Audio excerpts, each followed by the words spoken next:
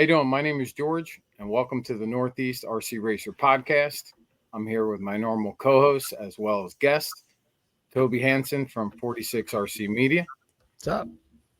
Vin Manchenda, Team Associated Manager. What's up?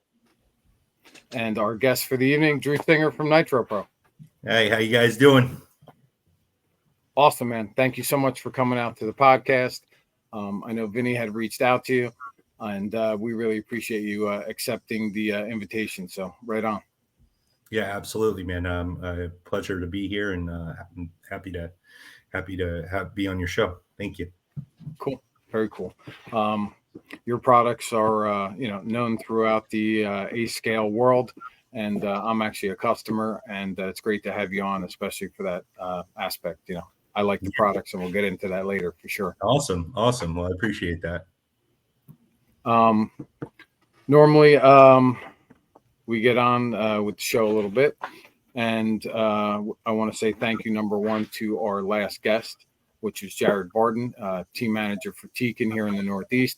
Jared was on the show, and it was a really important show for me because I'm an electric guy by trade, and for that, having him on the show talking about speed controls was totally awesome. Tekin's a great product. Tom Petrello and him worked through the entire setup system for the Tekin on the interface menu. So it was great. Everybody could go over things like throttle control. They could go over things like, brake power, timing on the motor, many different settings, too many to list right now, but nonetheless, it was great. And I hope a lot of watchers that saw it found value in it because we're trying to bring that to the podcast. So thank you very much, Jared. Second time on the show, maybe even a third next year. That would be great. Moving forward, Toby normally does a little bit of a recap of recent race events. So I know there was some action in the Northeast for sure. Bunch of great races, and I'm going to let Toby take it from here. Yeah, sure. My usual preparation, none.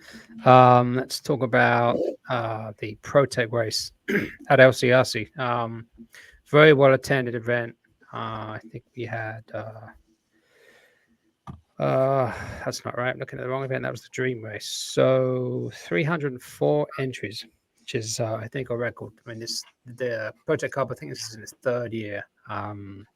July race. Normally LCRC didn't have a race in July because it's normally so goddamn hot over there. But compared to the race in June, it was actually pretty mild. The June race, which was the Party Rock race, it was 100 degrees consistently for 3 days. So that sucked. So it made the nights feel pretty good. We had Ryan Lutz in attendance, which was always a good thing. Kind of elevating the competition a little bit. And he's a ProTech driver, right? So also Troy from ProTech was in town, and they actually donated like a ton of free stuff. So there was boxes of ProTech gear, tons of giveaways. So that was very generous of ProTech and A-Main to do that. I actually wanted to just talk about some of the racing real quick. So the one of the last races of the day, well, I think it was the last race, was Electric Buggy. And it came down to a last turn pass with Ryan Lutz and Ethan Mechanic. I don't know if you guys sort of replay that. Let's see if I can put it up here real quick. And then figure out how to share it. But it's definitely worth seeing again. You saw it, Vin, right? Were you that? You saw it? Oh, I was there. Yeah, that's what I figured. I did not see it. I'm excited to check this out. I don't know if you're able to hear it because they never. Can you hear the audio? Well, still your leader, Mechanic, right there. I thought he left the door open. Hear the audio? Lutz goes a little wide. Mechanic slides in. Wow. Mechanic gonna lay it. Oh, Lutz trying to come back. Oh, I love it. They head into the That's awesome. ProTech and Ethan, let's go. Oh, To the line they lost him. go. Oh, Running over climb each over. other. And Wow. Lutz go in. Mechanic into. Yeah, it was pretty nuts. So they were going back and forth all race. So that was kind of like the nice conclusion to a good weekend. Lutzinator wasn't having any of that. Yeah. Yeah, mechanic's fast though. Yeah, the kid Sure. is. Yeah. Yep. Jason Streffler in third with the Sparker. Greg Harmer fourth. Greg was actually TQ, but he didn't really factor into the results. And Aiden qualifying sixth, coming in fifth, last spot on the podium. So he did well. Nitro Buggy. Ryan was actually TQ, but he had last thing I knew, he was running some experimental parts on his car, and they failed, unfortunately. So he had, I think he had an engine issue, and then he had to retire. So that put Schreff up on top. I believe Schreff was, yeah, he led most of the race, going back and forth with mechanic, and I don't think Harmer was a factor in this either. Actually, Harmer he qualified 10th, so not a good nitro race for Harmer. Mechanic again up there second, Aiden in third, Brett Butters and Greg bringing home fifth. That's your top five for Nitro Buggy. Electric Truggy, Aiden taking down the win, qualified second, putting the hurt on everybody else. Ran second for a while, moved up to first halfway through the race. Alex Burns, who just did well actually out at Trains and Lanes. We'll talk about him. Benjamin Decker for third. He qualified 12th, so it's pretty good. I don't know Benjamin, but it's good to see. Gavin Nipple and Dominic Smith. Four fast kids. I don't know. Benjamin sounds like he might be young, so it just sounds like a lot of young kids putting a hurt on the older guys. Finally. Yeah, right. 40 plus electric buggy, Don Hillard. It's typically always Petrella, Don Hillard, Matt Willard, maybe Ron G. Those four guys going back and forth. So Don Hillard taking the win, Petrella, Willard, Mike, and Ron G. That's your top five for the old geezers. Toby, wasn't that the race where Petrella beat Willard? Yeah, he did. I think they were kind of going back and forth, if I remember, a lot on that race. Yeah, I just have to, I think, throw that out for Tom since he's not here. I think there was like some $5 bet or some 6-pack of beer or something that he finally won. So go Petrelli, you did it. Yep. And that was his first run with an AE too. That's right. I'm pretty sure that was so he was fresh on the car, and so Williard was helping him the whole time. I'm pretty sure Williard regrets that now. Williard's a great guy. He's a great guy. That was nice. I think Jim Lonzo was out there helping him as well. There was Butters was definitely helping him. So he got a lot of support, which was awesome. And good to see him doing so well his first time out. Yeah, he definitely did well. I guess the last one, 40 plus Nitro Buggy, was a fairly eventful beginning of that race. Stober was your top qualifier. And there was some carnage, if I recall, on the right side of the track, and Tom got knocked down the order a little bit, but actually not too far. You went down to second, but Rob Allen, who was pretty jazzed, took the win, led from pretty much 10 laps into the 20-minute main. So that's the first win for Rob, and he was actually did a post-race interview with him, and he was pretty ecstatic. So I was excited for him. Mike Finari was allowed to drive cars this weekend because his wife was away. So I know he was pretty pumped. Everybody packed their shit away and was about leaving, and he he pulled his car up and unloaded all his stuff outside the building. I'm like, Mike, what are you doing? We're all going home. And he was like, I'm out by myself, so I'm going to just practice all day long. Chuck and James Henry are top 5 for Nitro Buggy. Henry actually, I believe, bumped out of the B without me. I was in second, but I'll talk about that. So that is your ProTech race, and that was a couple of weeks ago, 3 weeks ago now. And then this past weekend was the Kyosho Classic out at our Trains and Lanes. Another, I think, one of the biggest races they've had there. 166 entries, 79 drivers. Nice. Yeah, Ryan Lutz in attendance again. A ridiculous 45-minute main. I think that's just a little long, to be honest, mate, for for a fairly small track. And it's tough to get marshals to stand around for 45 minutes. But anyway, if you look at the results, it's quite impressive. Ryan Lutz taking down the win, top qualifier, but Greg Harmer finishing 2 seconds behind Ryan after 45 minutes. Wow. That's pretty fucking good. It's very good. Yeah. Zach Sinclair, 4 laps down, but a decent solid third. Benny, who I'm going to assume beat out his dad. Yeah, he did. Don't even see his dad in the A. And Thomas Kaufman bringing up the 5th position. I don't know if they had trophies of top 5. Electric Buggy, I believe they did triples. Let me see here. Triple A results. Buggy, Ryan Lutz took 3 firsts.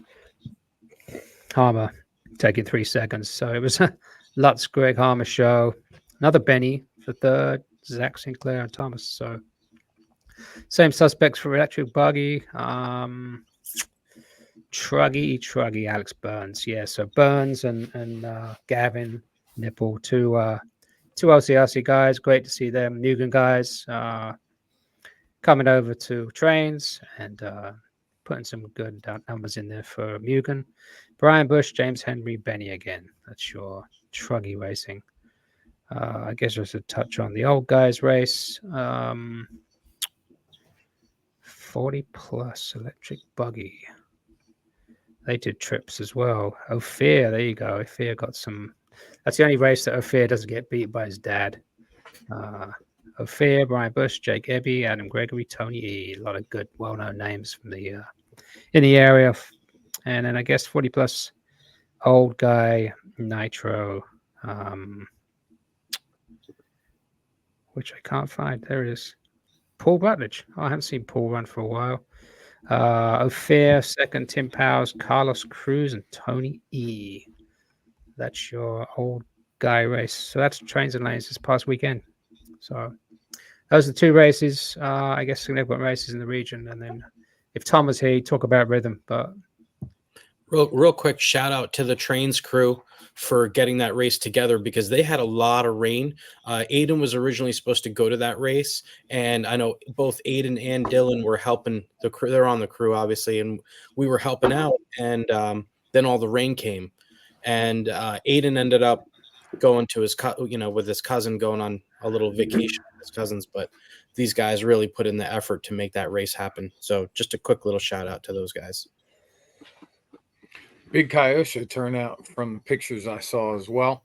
So, Trains and Lanes definitely has turned into more of a Kyosha haven, right? as it should. As it should, right? So, anyway, very good turnout for them and the Kyosha brand. So, it's good to see Lutz there, obviously being the team leader for that, and all the good racers and good finishes with the car. So, right on Trains. Talking about Tom's place, since Tom's not here, for those of you who don't know, I think Tom is actually not here because he's applying some type of new additive to his track surface over at Rhythm Raceway, trying to get the dust to settle down a little bit more, always making new improvements. So check it out. He's got a race coming up soon. And we are also going to be sponsoring a race there in September, and we'll pick that up a little bit later. Before we start getting into Drew's history, anybody else have any general questions or statements about what's been happening recently? Any exciting news or any shit to just lay down before we get into the real story? Yeah, I got to hang out with Drew at Wicked Weekend, which was pretty awesome. It was pretty cool going down there. And Aiden did pretty well. Very well. And I was pretty impressed. And even Dylan, he had some bad luck, but that kid, he made it to the A for E-Truck. And, he was poised to bump up in the B, and then we had some bad luck. We couldn't start the B main, so he had to kind of give that up. But he was in the A sort for intermediate electric buggy. So I was proud of that. That's great, man. But this trophy, it's all metal, it's super heavy. It's pretty damn cool. So it was really it was cool to see the kid, his hard work paying off. And Most definitely. there, it was a nail biter for me. I was on the sidelines freaking out. I think they got it on video. Oh yeah, I'm I sure. wish I could have seen it. It was funny. I saw this video the other day of Cam had posted his video, Cam Collin, for Barnstormers. And during the video, he had like zoomed in on you at the trailer. And you're there with your binoculars watching Aiden going all the way around the track. But it was so funny the way that he zoomed in on it and put like a red circle on it. It almost looked like the Trump assassination shooter running by. It was awesome. Hey, man, really cool. We going to sleep? Is that a lullaby? Yeah. Bedtime reminder? Yeah. Not yet. Yeah, at 8:14. All right. Well, we're going to get into meat of things here. We have our featured guest tonight, Drew Singer from Nitro Pro. And I'm interested, of course, as always, right? Anybody who's operating a business in the world of RC has a passion, of course, number one, and then obviously intellect, number two, in order to be able to pull it together and make it happen, because everybody's got aspirations of an RC business, but most of the times it doesn't happen. So super excited to see a great brand like yours running. Why don't you tell everybody a little bit about, you had mentioned to me before that you're in the real estate business, but how does a guy who is in real estate, how did you get interested and the guts to start an RC business? Yeah, well, I think you have to have a business that actually makes money in order to be in the business of running an RC car company. There's definitely not a lot of money into it, and it is a passion project for sure. I keep saying next year will be the year that we'll quit investing and you know, having enough stock to make sure that we can do the things that we need to do to operate, and cut back here and there and trim something. And I'm just like, no, I'm just all go. So it's good to have that backing and be able to, you know, most businesses, as most people know, they fail within the first 5 years. So to be able to have that backing, to be able to continue to stand behind our product is very, very important for me. And quite frankly, a really good backstop for us as a company to be able to operate, to be able to get to the point where we can be a staple in the RC community. And there is, you know, I think once you get to that point, for sure, just like every other company, if you're treating your customers right and you're making a good product, at the end of the day, we can start crunching the numbers and figuring out where we need to be to make it profitable and sustainable, so that we can continue to innovate and get some new products out there, or, you know, keep the products that we have alive. So what, how did you go from, I'm sure you were a racer, right? First? Yeah.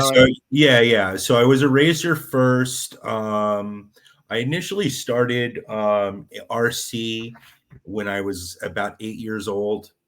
We didn't have a lot of money growing up, but I got the Tower Hobbies catalog every month, and I'd always circle all the stuff that I would want. You know, funny enough, I used to be an RC10 GT was like my go-to with the OS redhead motor, and I can't remember, it was probably JR, you know, some kind of cool JR servo. And then between that and the low C, like I would have chosen either. It was kind of like, I'm like the guy, like, you know what? I don't like that. Yeah. I don't like that my yacht doesn't have a helipad on the yacht that I can't afford. You know, I wouldn't get that yacht if it was me. So I just, you know, that was my life growing up. And finally, after a few years of begging, I got a Kyosho Ultimate ST. That was my first car, and pretty much the car that kind of got me through like the next three or 4 years of doing RC. I had a Nitro Rustler that I had, but again, we didn't have a lot of money, and you know, as fragile as that car was, I knew the parts that would break, and I at least had enough of those on hand.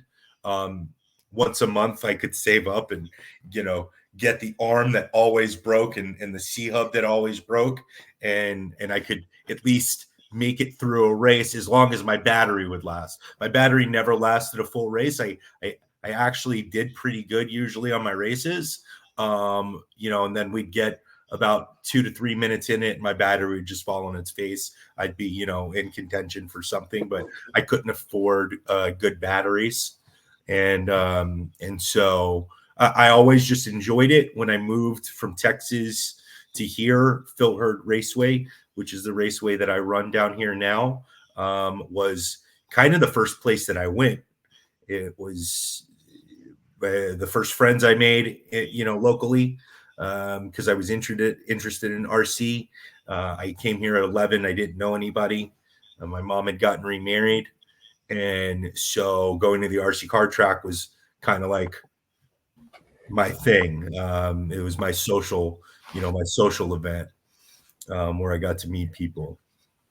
So I did that. And then life, I think, you know, pretty typical. I mean, my you know, probably my childhood was not as typical, I think, as most, but at any rate, I ended up leaving home at like, you know, 15 and going to college and doing some things, and ended up going into the military. So that was a pretty big stint of not being really involved in RC. And I came back to Savannah. I had a motorcycle shop, did some, you know, other odds and end jobs. And the bug just hit me. I was sitting at home, and I was, you know, and I was just been thinking about it, and I had a little bit more money. You know, I was well, this would have been like probably 6 years ago, something like that. And I had been doing real estate, but things were kind of slow. It was COVID. I think we were getting into that precipice of COVID right beforehand. But I had closed my motorcycle shop. I had some spare time on my hands. I was kind of trying to figure out what I was going to do, what the next move was. And I just got back into RC that way. I bought all of the wrong things.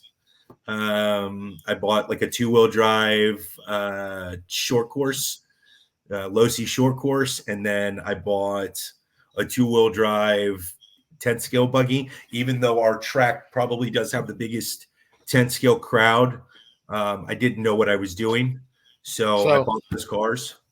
So you're saying this is right at COVID, right? Is that what I heard? No, this was a couple years before it. I think I misspoke.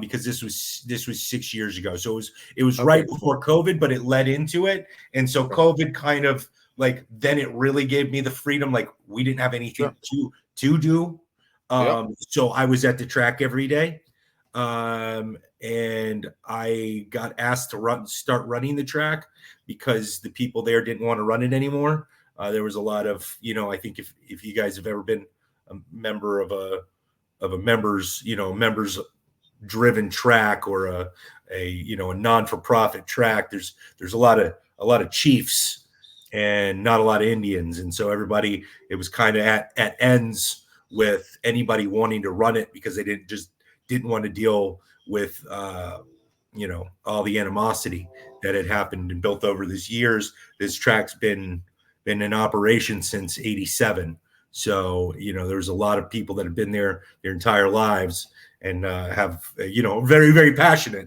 rightfully so, put a lot of effort into the track. So it was a difficult endeavor. It was everybody had problems but no solutions, and I'm a good solutions guy. So it ended up working out that I figured it out, and the track is doing very, very good, and it's prosperous. It's always been good, but it's the best that it's ever been by far, in my opinion. And but yeah, so it was kind of just one thing after another that all of those things lined up, where it was me just getting back in RC, going there at night. I met a couple guys.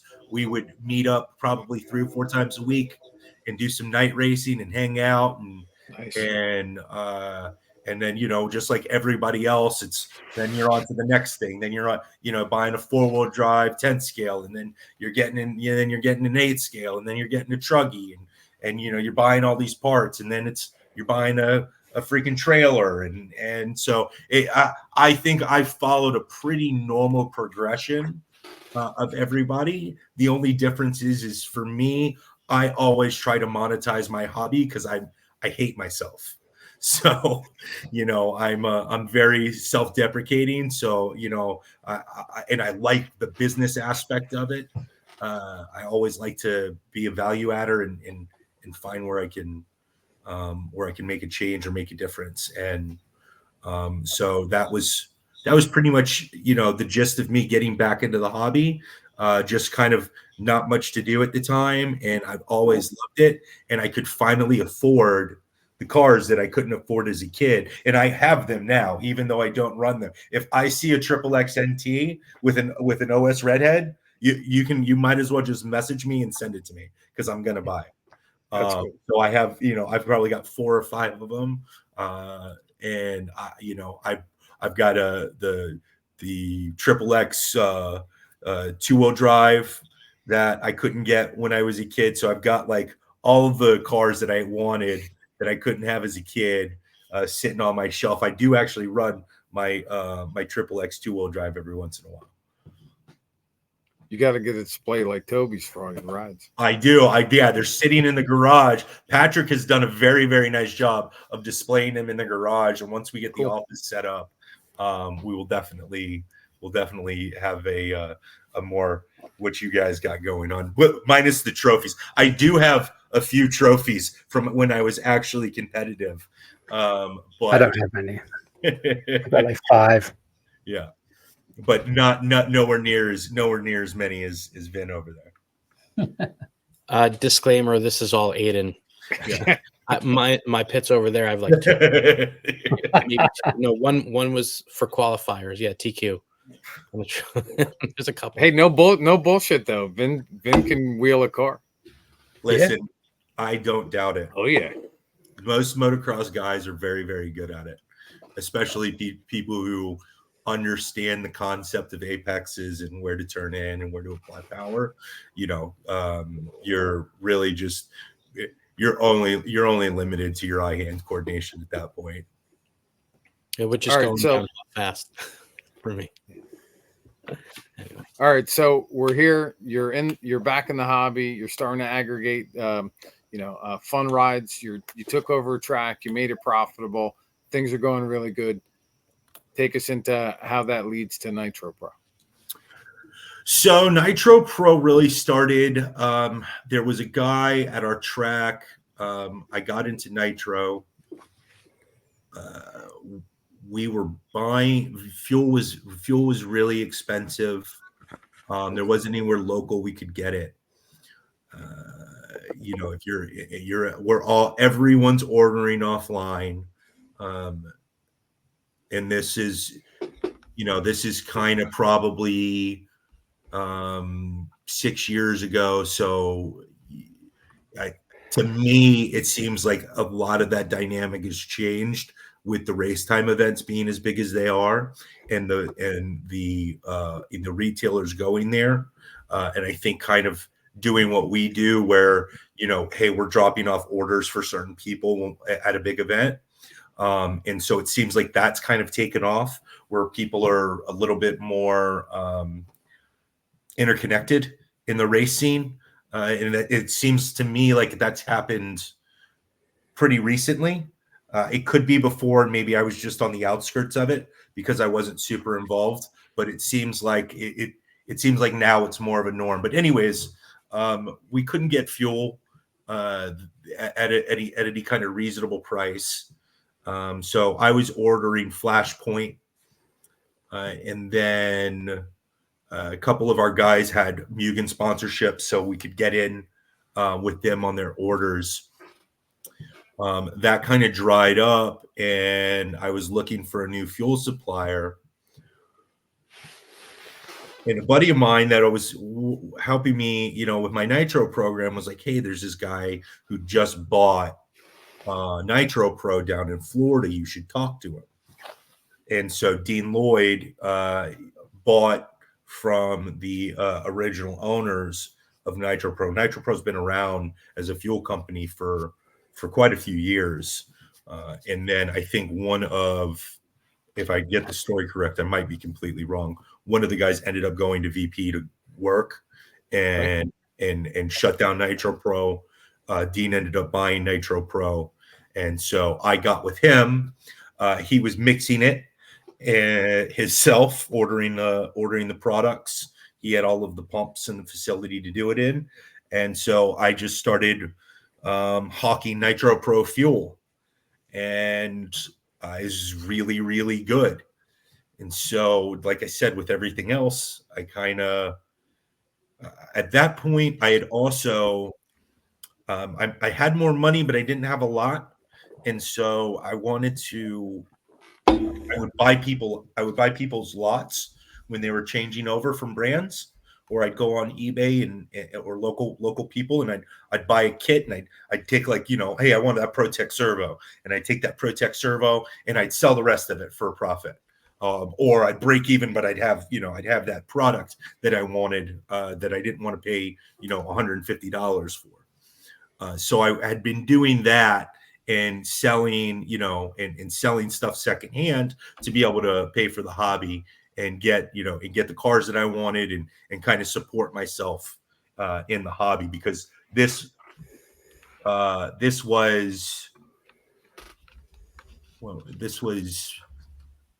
still before COVID when I was doing that. So at any rate, I was still kind of off of work and didn't have a ton of money to put into the hobby, but I still wanted to do it to the best of my ability.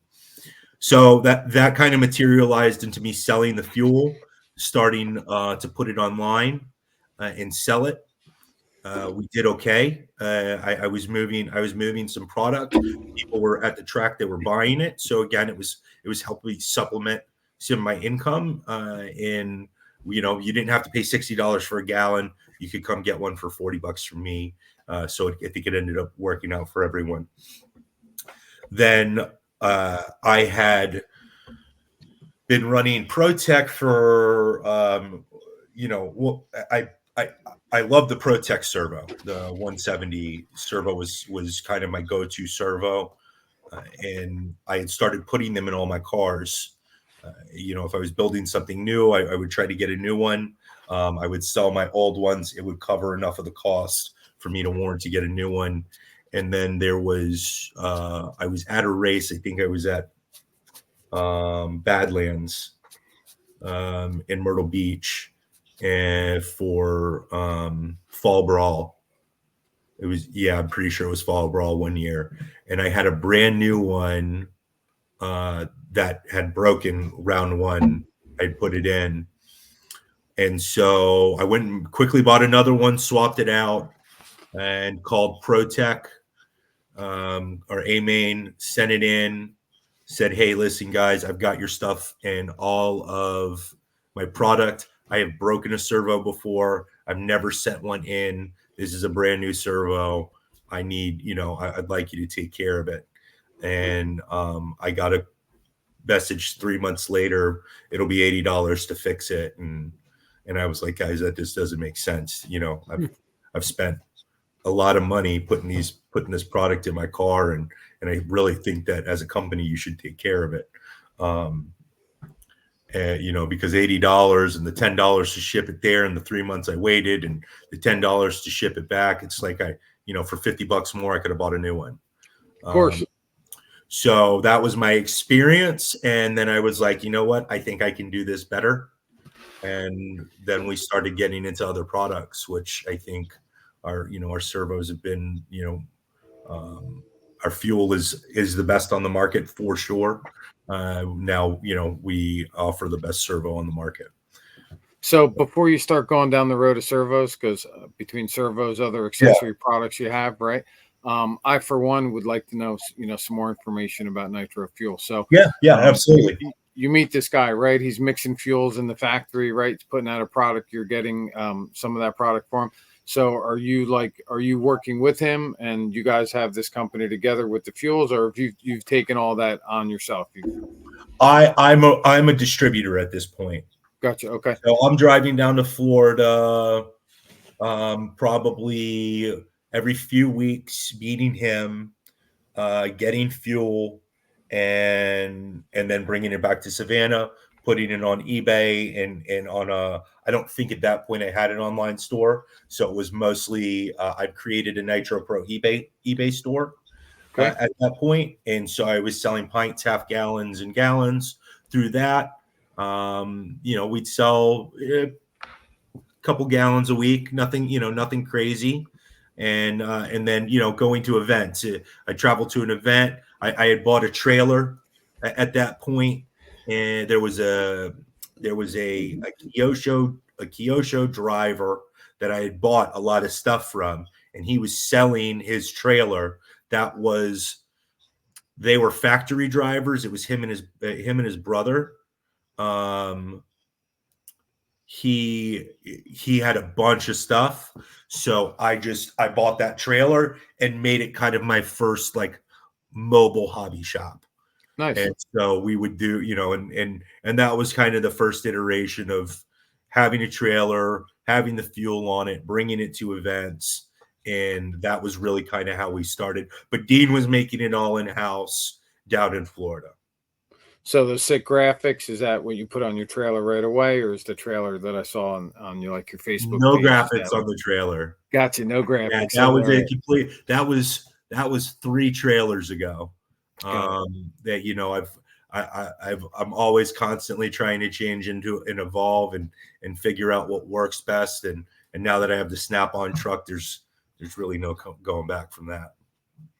Well, I got a bunch of other questions pertaining to nitro fuel, but Toby, you're more a nitro racer than I am. I'm sure Vinny's already had some of these other conversations, but to keep you engaged up there for sure. You have any questions for Drew in regards to the fuel itself,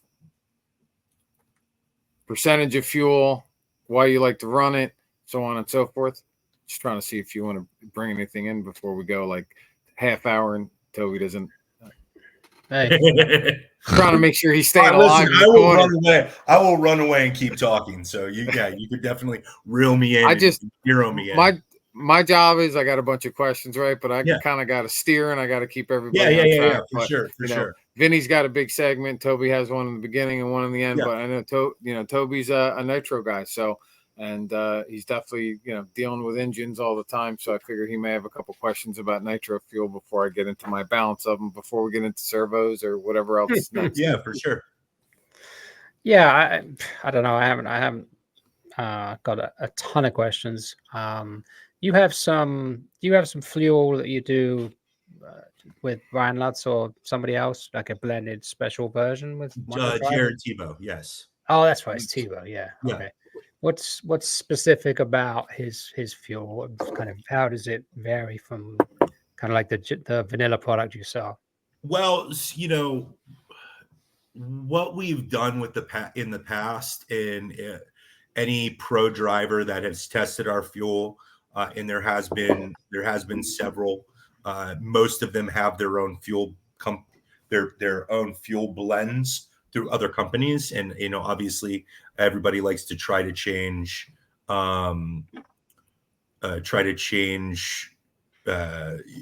want to try new things, see if there's better stuff out there, update their offering, and see if there's something out that can give you more performance or whatever it may be. But yeah, with Jared, we kind of do blind tests with these guys. We send them our standard 30. It's kind of how we work down. We give them like 6 jugs. They pick 3. We get those 3. We give them 3 more with it that are, because they're the guys that we tend to gravitate towards and deal with. Those they're very knowledgeable. So everybody that we've dealt with, whether it's Lutz, Drake, or Jared, you send them the fuel and they're very close to the 3 that they pick out of the 6 are going to be within a spread, at least from what I've seen, as far as our caster content.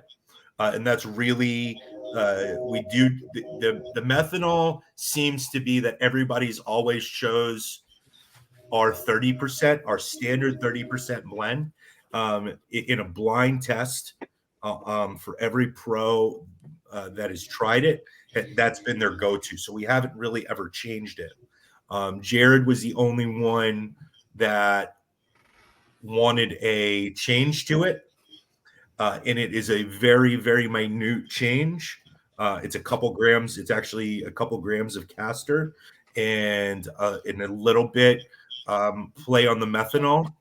Castor oil for those people. Okay. Yeah. So sorry. So castor oil. And just real quick, castor oil is going to be more like of a motor oil. It's got a higher sheeting rate, and most fuels on the market now, most of them don't have castor in them. They're a synthetic oil, and a synthetic oil burns off at a higher temperature, or a lower temperature, I should say, and a castor burns off at a higher temperature. So the hotter your motor gets, it might be burning off the synthetic before it can have time to cool down, and that's usually where you get things like detonation, premature wear, and you're basically running no oil in your motor, and it's going at 40,000 RPM. So it's usually not a good thing, and it causes premature wear. So we have a very, very special synthetic that we use that you could just run. I believe we're the only one in the industry that uses the oil package. I know we're the actually only one that uses the type of oil package that we use. It's proprietary to us.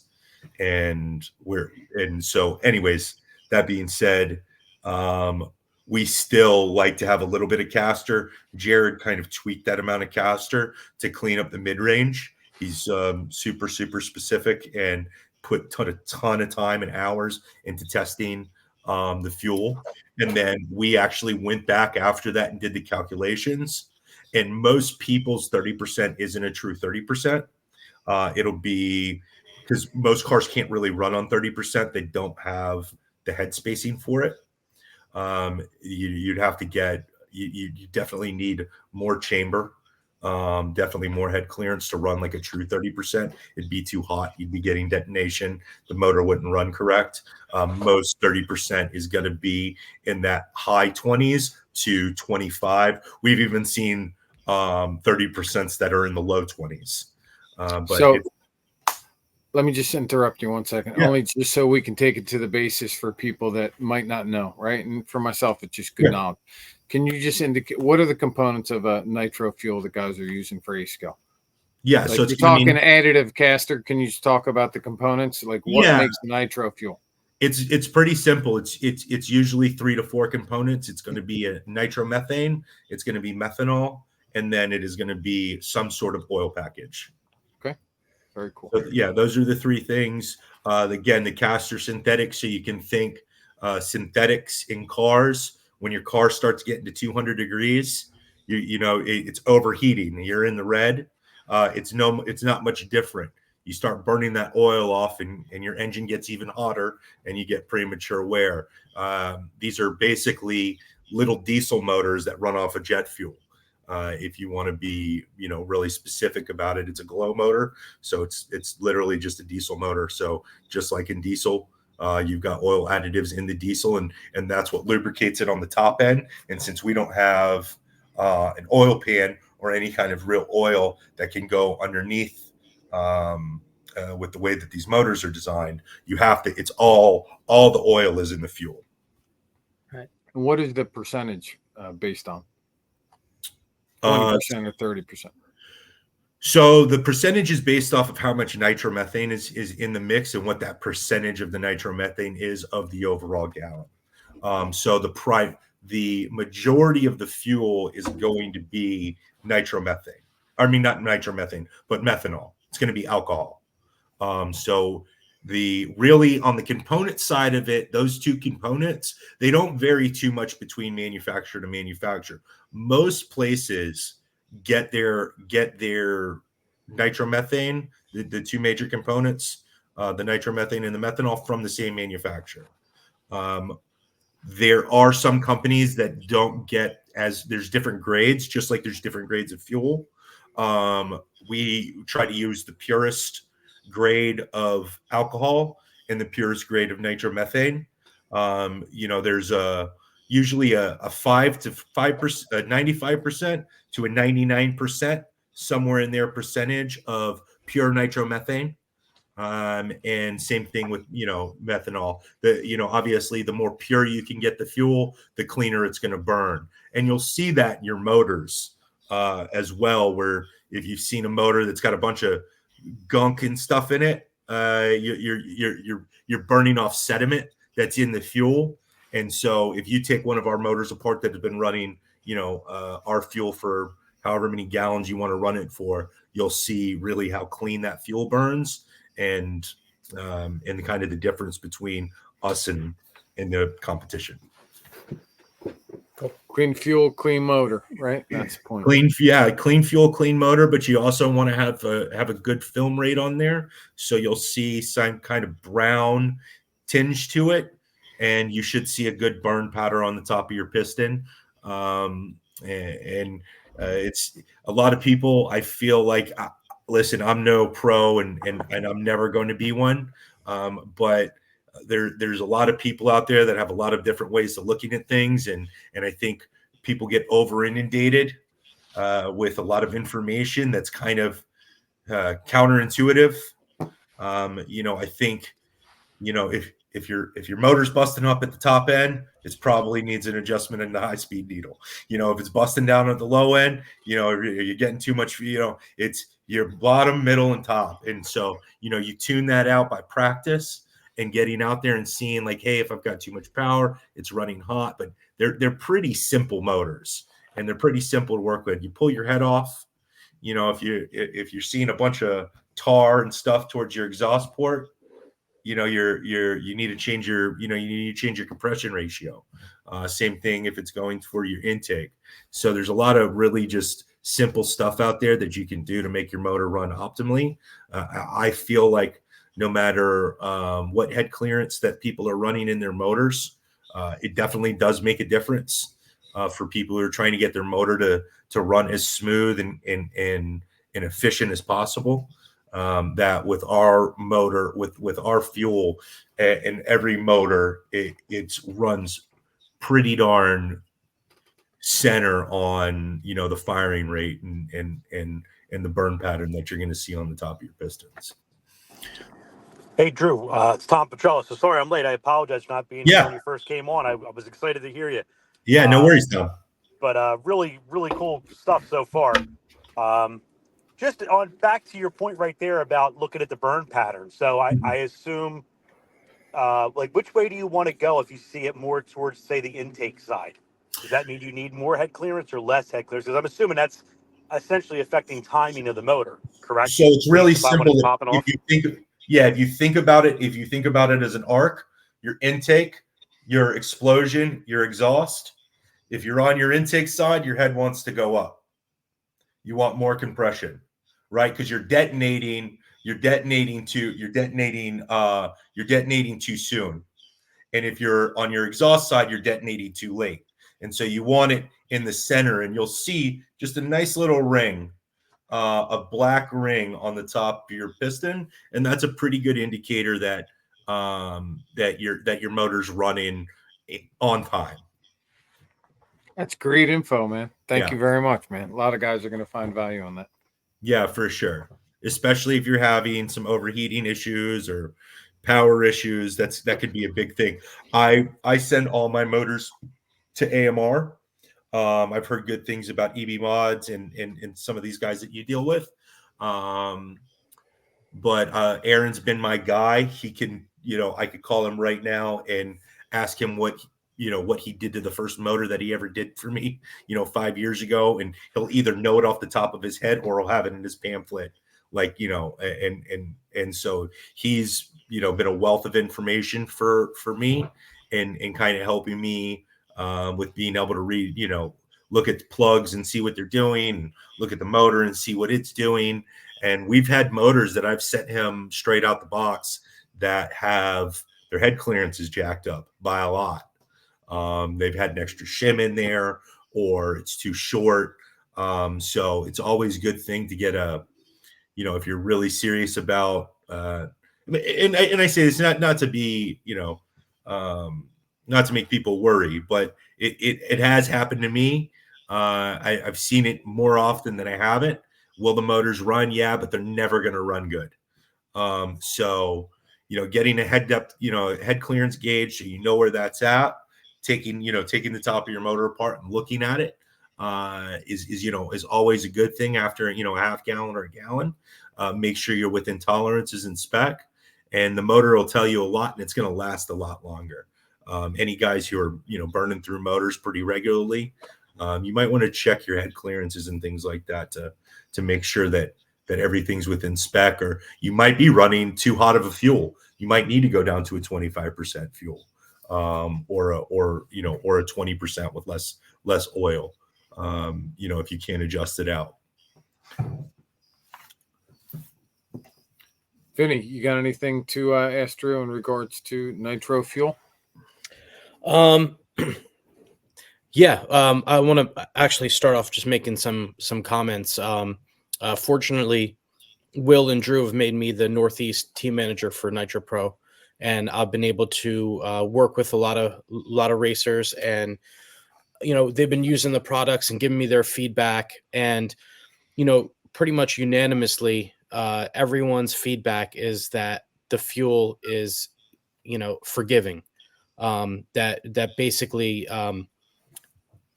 even if your tune isn't perfect, it's not going to damage your engine. But like what Drew was saying, when you do take your engine and like obviously we use EB mods. When I give Ed an engine, I give him a jug of fuel with it. He tunes it to the fuel, and it is so consistent that he pretty much tells us, like, all right, from race to race, don't touch it. The tune is good. Just leave it right where it is. Use it. Obviously, we're using the same fuel every time. So it makes things really consistent. So between the fuel and then having somebody there to help you, whether they're dynoing the motor or they have an ear for it and they can get it in perfect, it's a huge advantage. Definitely a game changer for us. It's been awesome.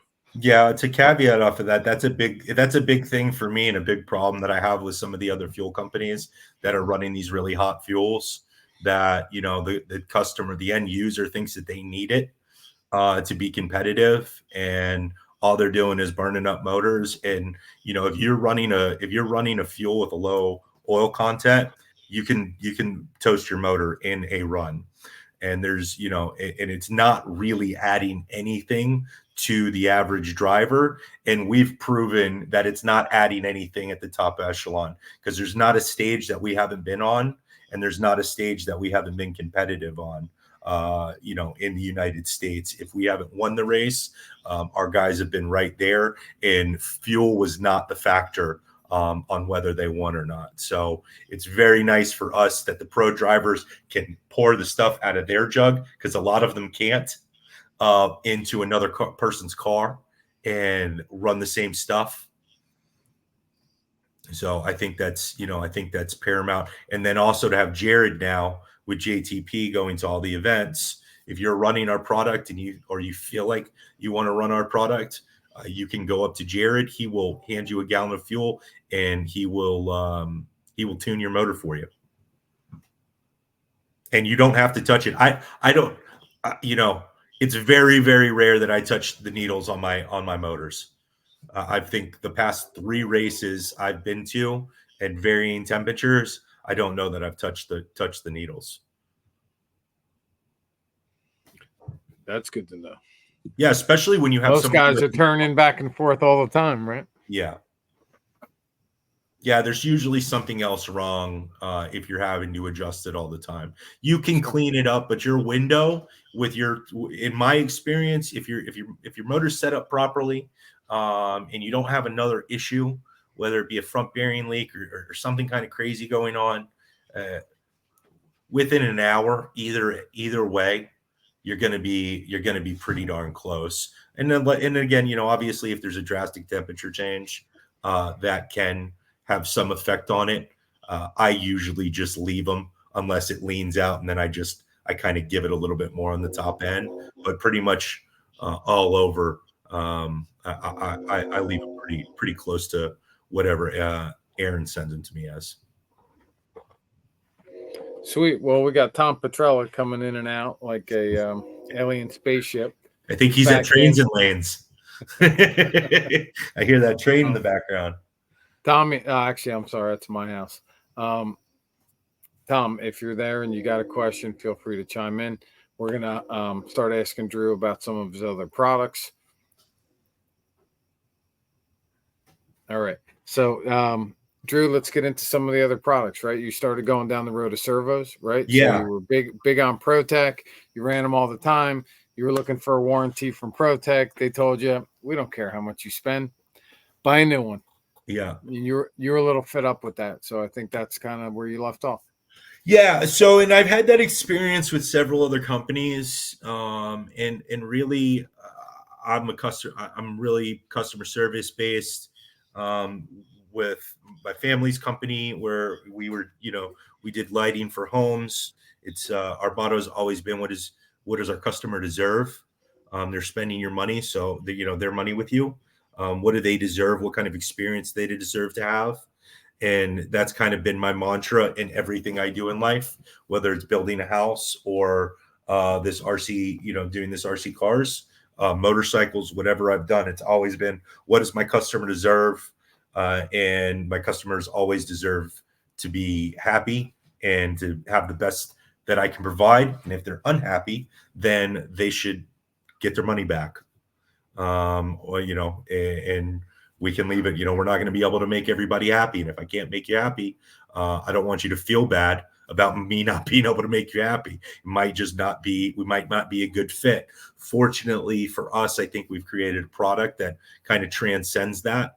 I think it's very few and far in between. I may have had 2 customers that I can think of off the top of my head that I've given their money back and said, hey, we're just not the company for you. And so we've been very, very fortunate in that regard. Everybody seems like they've been very, very happy with their product. I know for sure from what it was to what it is now it's much, much more robust. We've taken pretty much all of the money that we've made and put it back into, R&D and getting these top name drivers to be able to run our product, make it better, and get it to where it is today. But yeah, I've had several companies that I've not been happy with their customer service. And So how did you go from being frustrated and, obviously, there's no question about you wanting to make guys happy and make the right products, but how did you leap from that into servo creation? Did you link up with a company overseas? You started testing products, you got something you were happy with, and then. So I just started ordering a bunch of different servos. I found a bunch of companies. There's only a handful of servo companies. There's only a handful of companies that actually make servos. Sure. So I started contacting them for the people who private label them.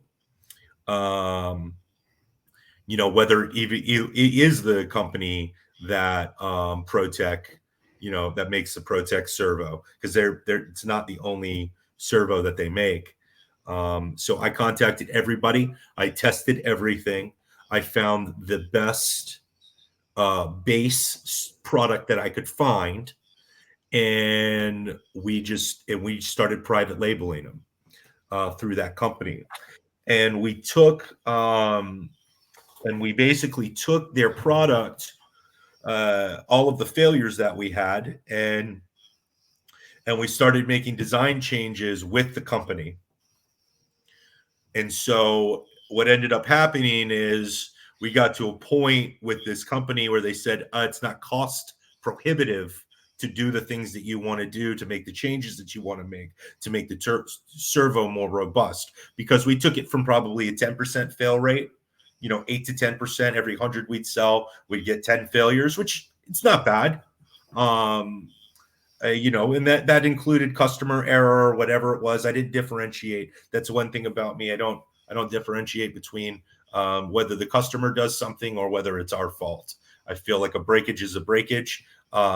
If a customer cuts a wire, that's because we don't have somebody like Vin out there to help them get the product installed in their car correctly. So I look at that as a failure just as much as a gear failure.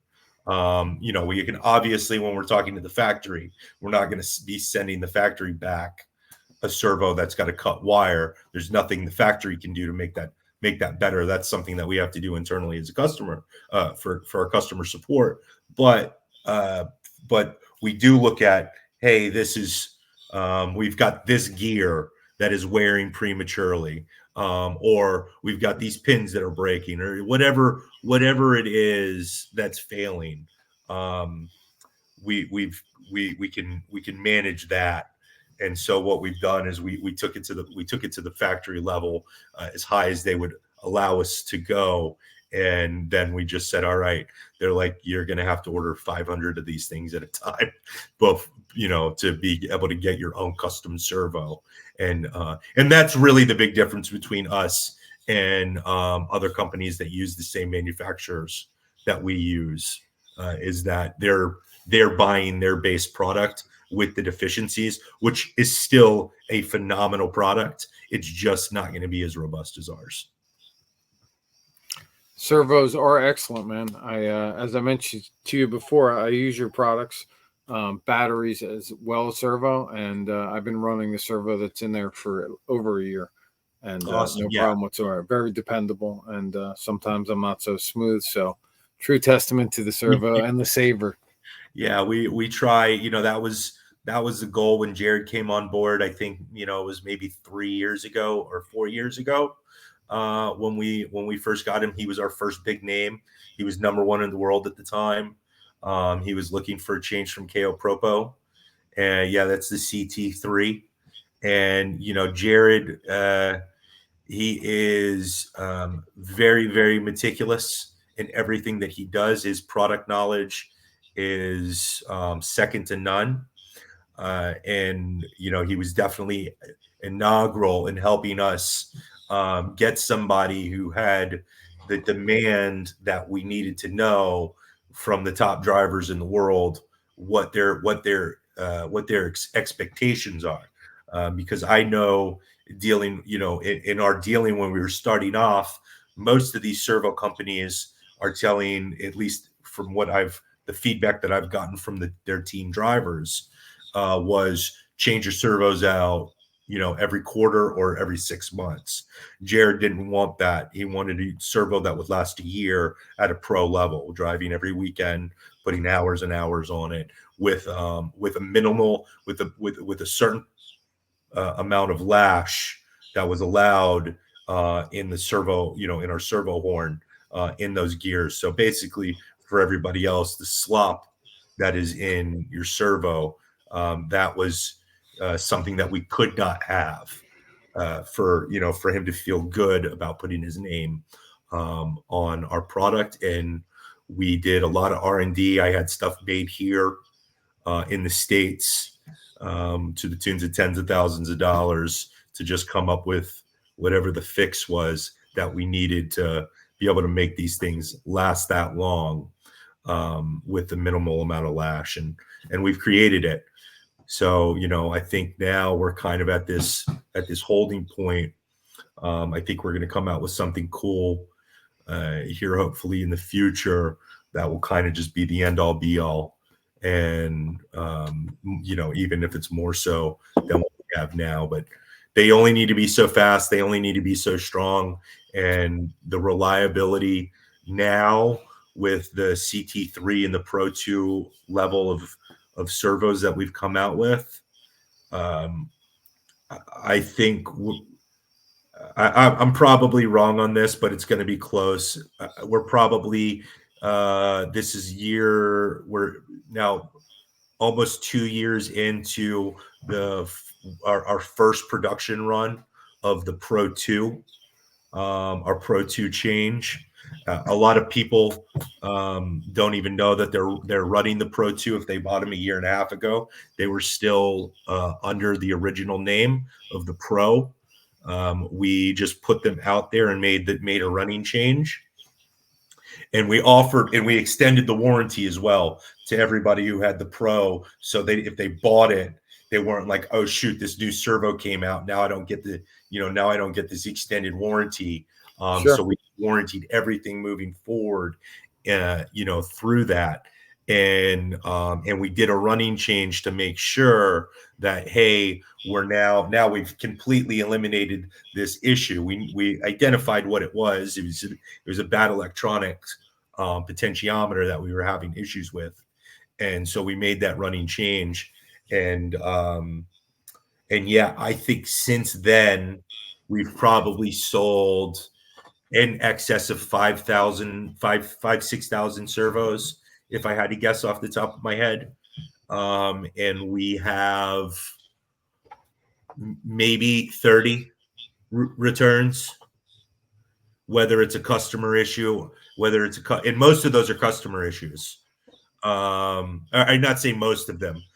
There's no, we look at everything like, oh, there's a mechanical failure in the board. There's a servo failure in the gears, or there's an angle sensor issue. Whatever the component is, it's like a couple of each, and most of our returns is customer error. All right, so servoing backwards or running, cutting it off, or even if their car catches on fire, we replace the servo. So what's a potentiometer for those people? You threw the term out there. Yeah, I'd like to know what it is. Yeah, so the potentiometer is what tells the board or tells your controller where the location of the arm is, in simple terms. So no matter wherever that arm is, like if you move the arm when the car's off and you turn it on and it resets, that's because the sensor in there knows that it's turned. Gotcha. And it's a little gear driven, or it's either a magnet or a gear driven thing, and it's a locator pin essentially that lets it know. Just trying to add some industry knowledge to the insides of the servo, for sure. Yeah, 100%. So we went back with a more robust angle sensor. Our case is lined, the main pin shafts are lined in stainless. We've gone a little bit thicker on some of our gears that wear, and we have a captured pinion gear. That was really the first iteration of things that we changed, because we had, after a while, the pinion gear would get hot, overuse and use, and you'd either have one fail within the first 30 days, or there's still guys that are out there running that 5-year-old servo to this day. So that's the thing. Even with our failures, what we've seen is that percentage was pretty much it. Like, we don't have very many guys coming up to us saying, hey, this servo, 5-year-old servo, it's still operational.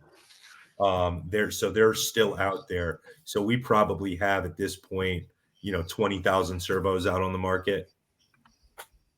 Impressive. Yeah, it's been really, really great. And go ahead. I'm sorry. Sir, servo talk, Toby. Got any servo questions? Not really, but I think the 1-year warranty is kind of a game changer. Most companies are like 90 days, and then you're kind of screwed. So yeah, and we're a 1-year warranty no matter what happens. That's awesome. So if your car catches on fire, and listen, we're pretty lenient. In the same regard, like, I feel like the industry, I was worried about the lifetime gear warranty, but I feel like the industry is really taking care of us the way we've taken care of them. And so, I was worried, like, hey, what if we offer this lifetime gear warranty? Because it's generally the only thing that fails in these servos. And it seems like guys buying new cars, they want new servos, right? So they're still buying product, and they're going to throw those in the back. And I tell we don't ask our pro drivers for them back. We say, hey, if there's a needy kid out at the track, who's got a piece of crap, ready to run, and they need a servo, just give them one of the old servos. And so that being said, we found that like everybody, you know, the industry is still continued. We've continued to grow year over year. I think we're, you know, maybe at getting to our plateau of where we can be in the 8-scale off-road world, specifically. But we're making a dent. We had probably the greatest compliment that I've ever gotten was that one of my retailers, and I guess I'll just protect him because I don't want him to get into any trouble, and I don't know that he would, but anyways, one of my retailers, when we were at an event, was like, "Hey, so you're gonna want to hear this," and he was like, "The ProTech rep called me, and he was like, I saw that your ProTech sales have gone down." And he was like, "Yeah, I'm selling a lot more Nitro Pro servos. Their warranty's really good. I don't ask any questions of our retailers. The only thing that we require of our retailers is if customers got an issue, you hand them a new product. We ask questions later." That's kind of the way that we want everybody to run our product and promote our product. But he was like, "Yeah, ProTech, the ProTech rep said, start warrantying our servos like Nitro Pro." So I was like, that's really all I wanted. And I want them to too, because I think that we've got a great industry, and the only way that we're going to get better and we're going to innovate and get to the next level of these things is that if we have companies that say those kinds of things and do those kinds of things. So it's a kudos to ProTech, because hopefully, they had a great product, and it wasn't that they didn't have a good product when, their customer service was my issue. They always had a good product, and it seems that the feedback that I've gotten lately is that their product isn't good anymore. And so I don't know what's happened, internally with them, but if they start doing what we do as a company that's as large as they are, hopefully they'll go back and they'll start actually, hey, if I'm gonna return a servo for you, like, I want to know what's wrong with it, because I don't want that to happen again. And so, because they're a much bigger company than us, so if they can sustain their product and get a better product out to the customer, then it just becomes down to customer service and who the person wants to deal with. If we both got products at a top tier level, and so now we're competing on how we can be better to the customer, and it's a win for the customer. It's a win for everybody. I think that there's enough out there for all of us to eat. I mean, it's not going to, there's not going to be an amount of servo sales that I think that I see in the foreseeable future that will ever be life-changing money for me. It might be able to a nice Ruby Tuesdays dinner every once in a while, or fill up the truck. But mostly it's to go to pay these young kids to go out there and race and make a career out of something and live a dream. So for the few that can that have the talent to do that. But I think like this is the first step in the right direction for ProTech. So hopefully, if they do start warrantying those servos like that, that they'll actually look at what's going on with their product. Because I tell you, that 170 TBL and SPL, that was like my go-to, and it was a great product. And we are getting a lot of people from ProTech that are running our product now, because one, of our warranty, and two, there's just something going on with their servos. Maybe that's just because they're, diversifying so much now with the number of products. I mean, I see every week they've got some new shit coming out. So, trying to make one. Oh, did we lose him? I think Wow, Toby froze. Toby froze. That's like the first first. time on this podcast. Yeah. Wow. All right, we'll have to edit that out. But yeah. Over diversification it can be an issue. Yeah, it was actually the ProTech Cup that I had a gentleman. He had an issue with his ProTech servo, so he came up to me, and of course, I'm the rep in our area, so I do have the servos, on me at all the events, and I don't really want to step on LCRC or anything like that. I want them to be able to sell their stuff, and hopefully they'll be carrying it soon, anyway. But yeah, he ended up buying a couple. He tried one and replaced his ProTech with Nitro Pro 500 Pro 2, and he loved it. And he came back and he was like, I was like, try one of the JTPs. If you love that one, you're gonna love the 550 as well. So he's got one of those as well, and he's loving it. So people just try it. It kind of sells itself, which makes it really easy for me. And if anybody needs to, local to us, wants to try it out, come see me. I'll give you a killer deal if you want to try it out for the first time. And that's the other thing. Also, also on the sales side of it, which I think is important, is we've also got really good margins for these hobby shops, because these hobby shops are the ones that keep the track open and keep the hobby alive. And so you see, we don't have any sales on our page, and we don't really allow, then this is going into the business side of things, how we like to do things. We don't have, hey, Toby, you're back. You have no idea how much Xfinity. It's been 2 weeks now. My shit's just been dropping every day. It's a miracle I lasted this long today on this podcast. But yeah, we were kind of going into the business aspect of it. Did you have anything that you wanted to finish up with? No, you're just making me want to run Nitro Pro. Good. Well, that's the idea.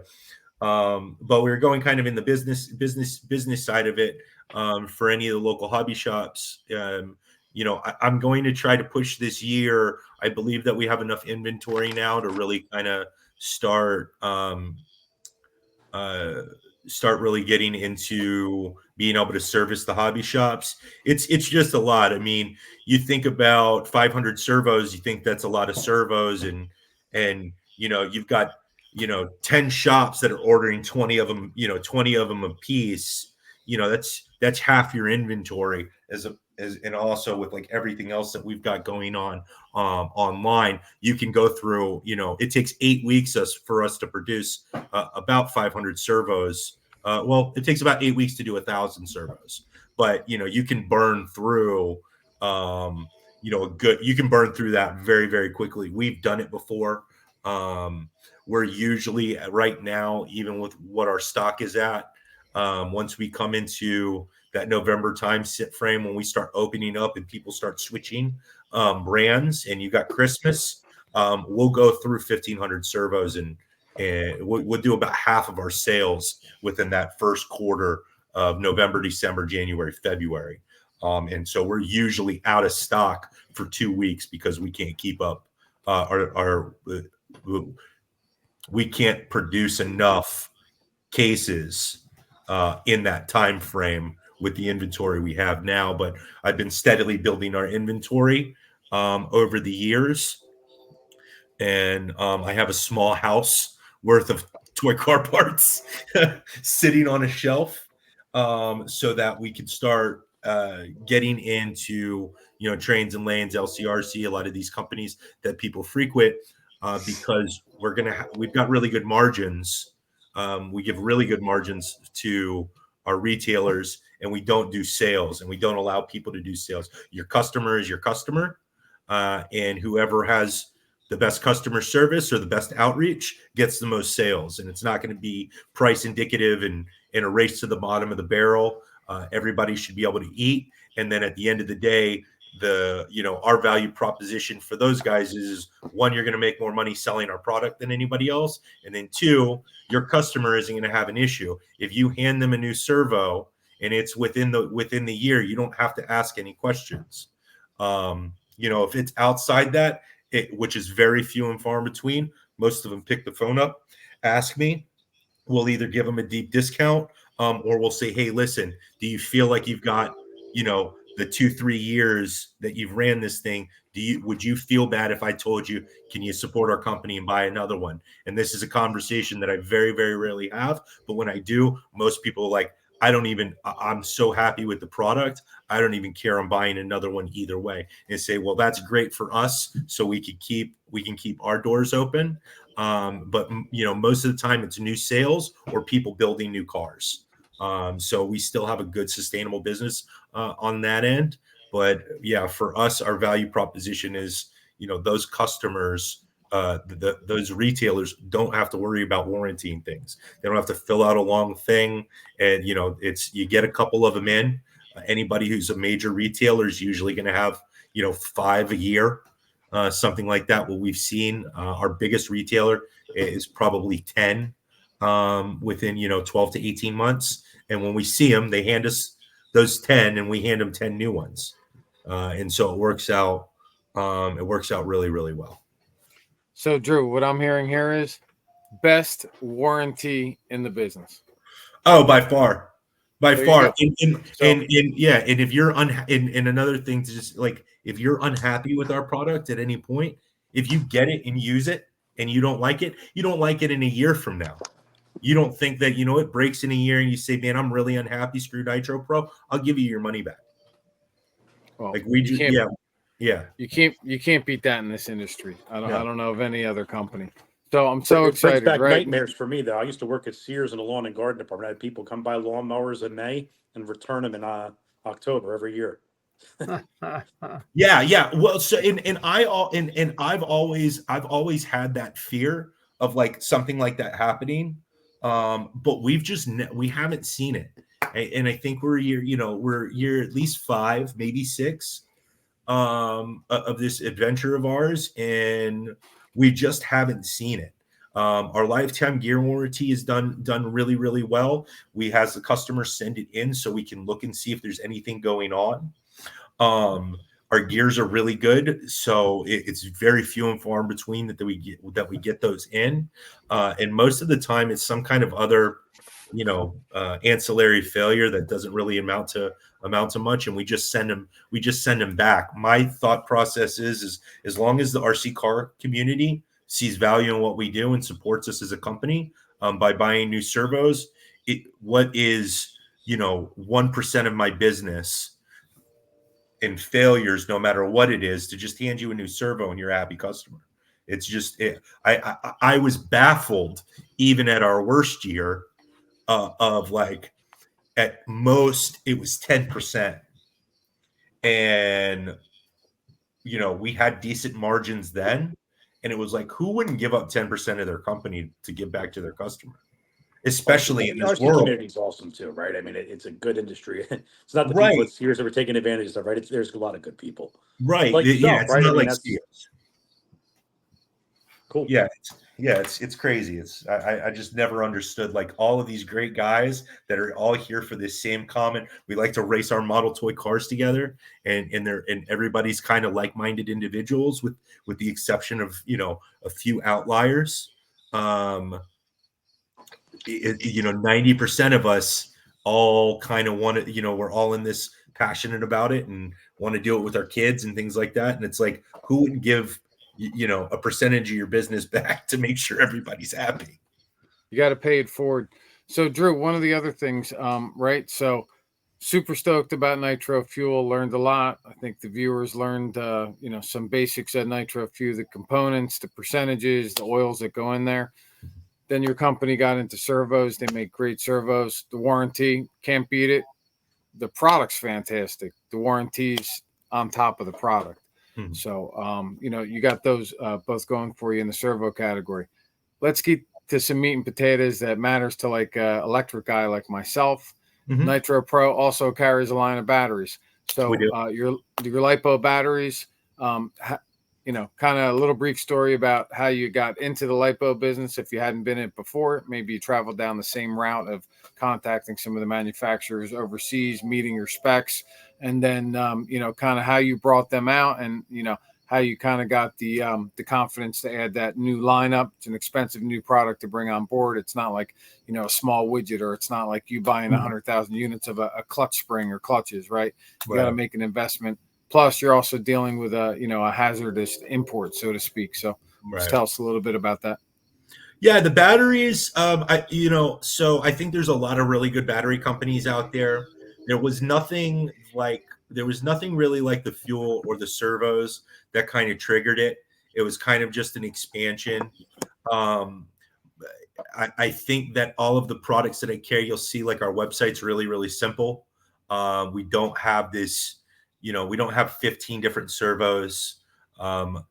My goal has always been to learn from my experience, and my experience has been in the industry that people get way over inundated with a bunch of different products, and it's confusing for people who want to get into the hobby, right? And so instead of the guy being able to fire off and go buy a car and go buy a battery, they don't know what battery to buy. They don't know what's going to fit in their car. There's not a real, and there's YouTube stuff out like that, but you can go down that rabbit hole and you can watch a bunch of different videos. We want to keep it simple. We've got 1 2S shorty. At most we have 2. We've got, a stick pack, a 4S pack, one of each. We don't have a huge line of batteries. And so for me, it wasn't so much a performance aspect on the battery, though I will say that I do pride our pro drivers, Rose, Tebow, Fuller. He's with Exalt now, but they were running they've ran our batteries in the past. They were kind of up in the air on who they were going to run, and I am for my drivers to be able to get the best deal that they can get. And we're still a small company, so we don't sell a lot of batteries. And if another company is willing to pay you money to run their batteries, that's going to be significant. I have no problem with you taking that check and running a product. I know what our product is.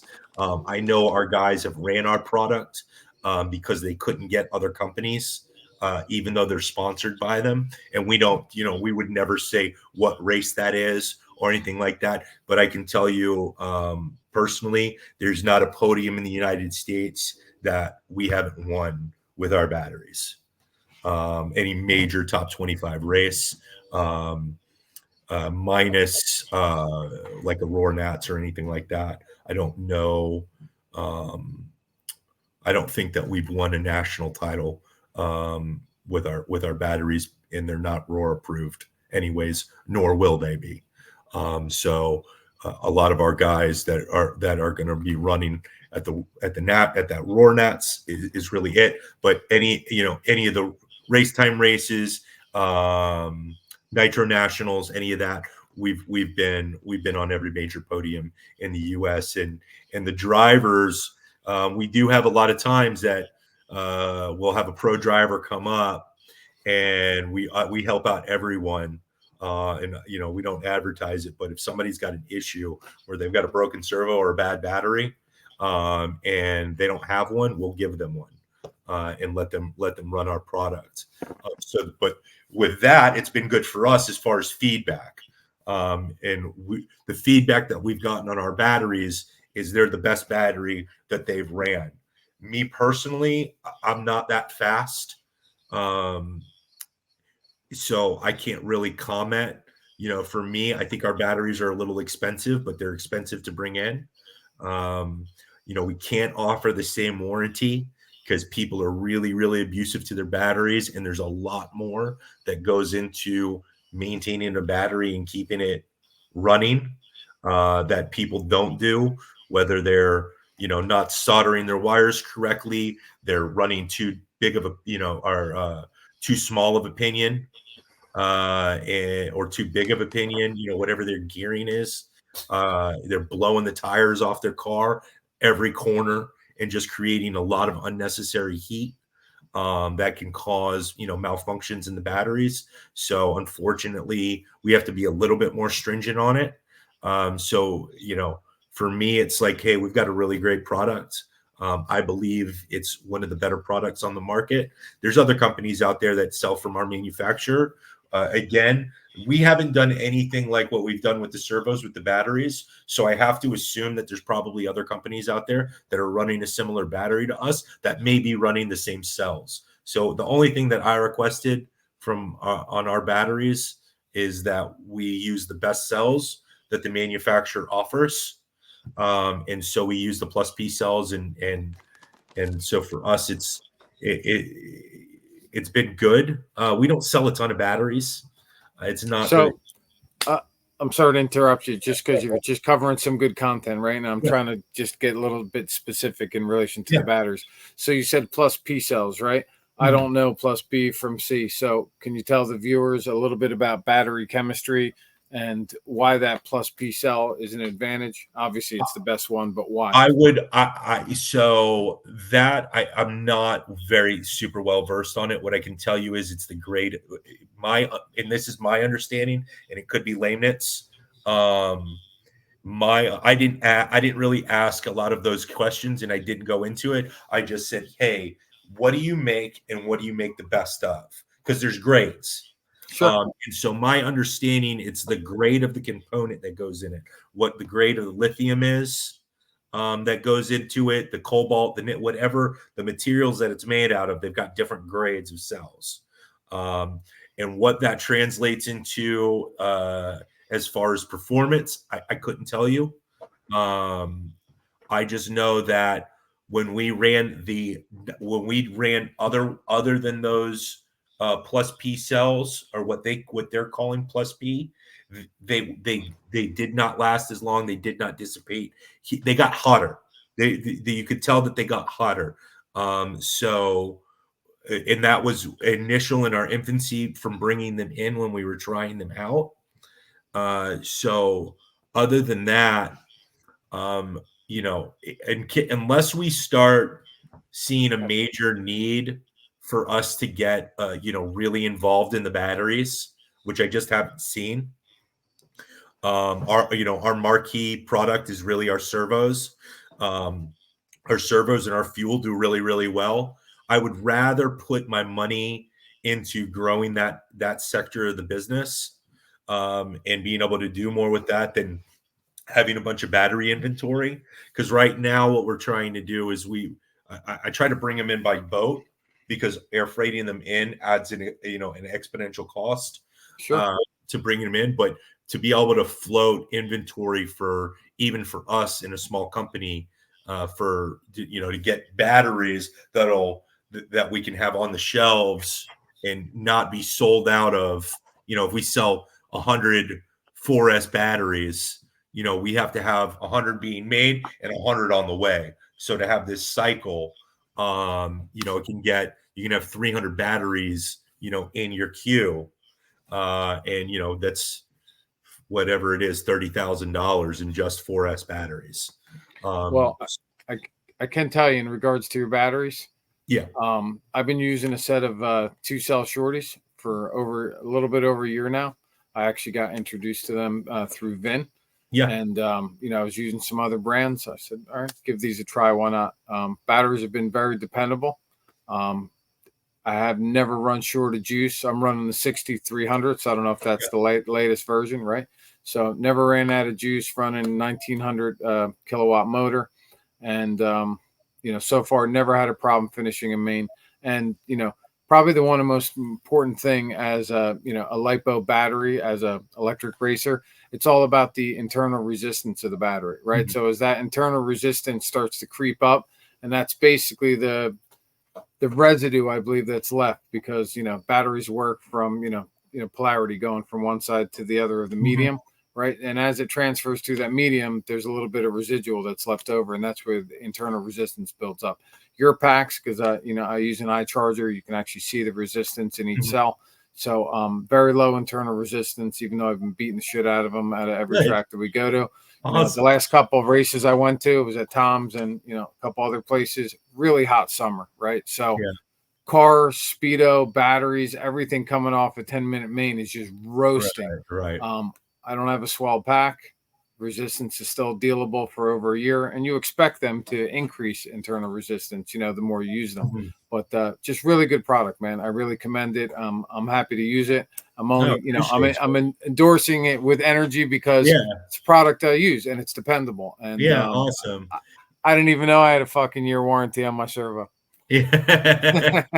And listen, and most people that don't know about our warranty, they call in, my number's on the website. So I'm always happy to talk to any of the customers, and I usually work everything out with everybody that calls.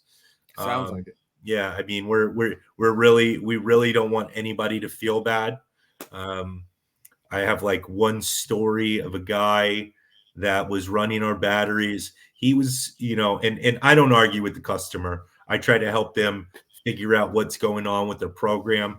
I'm no, electronics buff. These guys, Jim and Teak, the guys you're talking about at Teakin, they know the ins and outs of this thing. I'm taking a product, and I'm just saying, hey, make it the best you can, and let's hit the market. And as long as we're not getting, an obscene amount of failures, and the product's looking good, I'm happy with it. I don't really need to know delve that much into the data. Because I'm already so over inundated with everything that we've got. I just want to really just do what we do really well and keep a small product line so people can come to our website and they know, hey, if I need a battery, here's the 4S battery to run. Here's the 2S battery that I need to run. I don't need this low profile 8.3, whatever it is, super secret squirrel, half cut, hump pack thing that, that one guy uses. So that's the most important thing, right? So you got your reputation built on, quality products, fantastic return policy, or exchange or warranty, whatever you want to call it. People see this podcast today. I'm sure they've seen you on other podcasts as well, but people are going to buy from you because you ask for the best in your products from your manufacturer, right? So if people know that you're asking for the best, you're delivering the best with the warranty, I don't think you have anything to worry about. And I know that, the community embraces your product, and I see tons of guys are using it.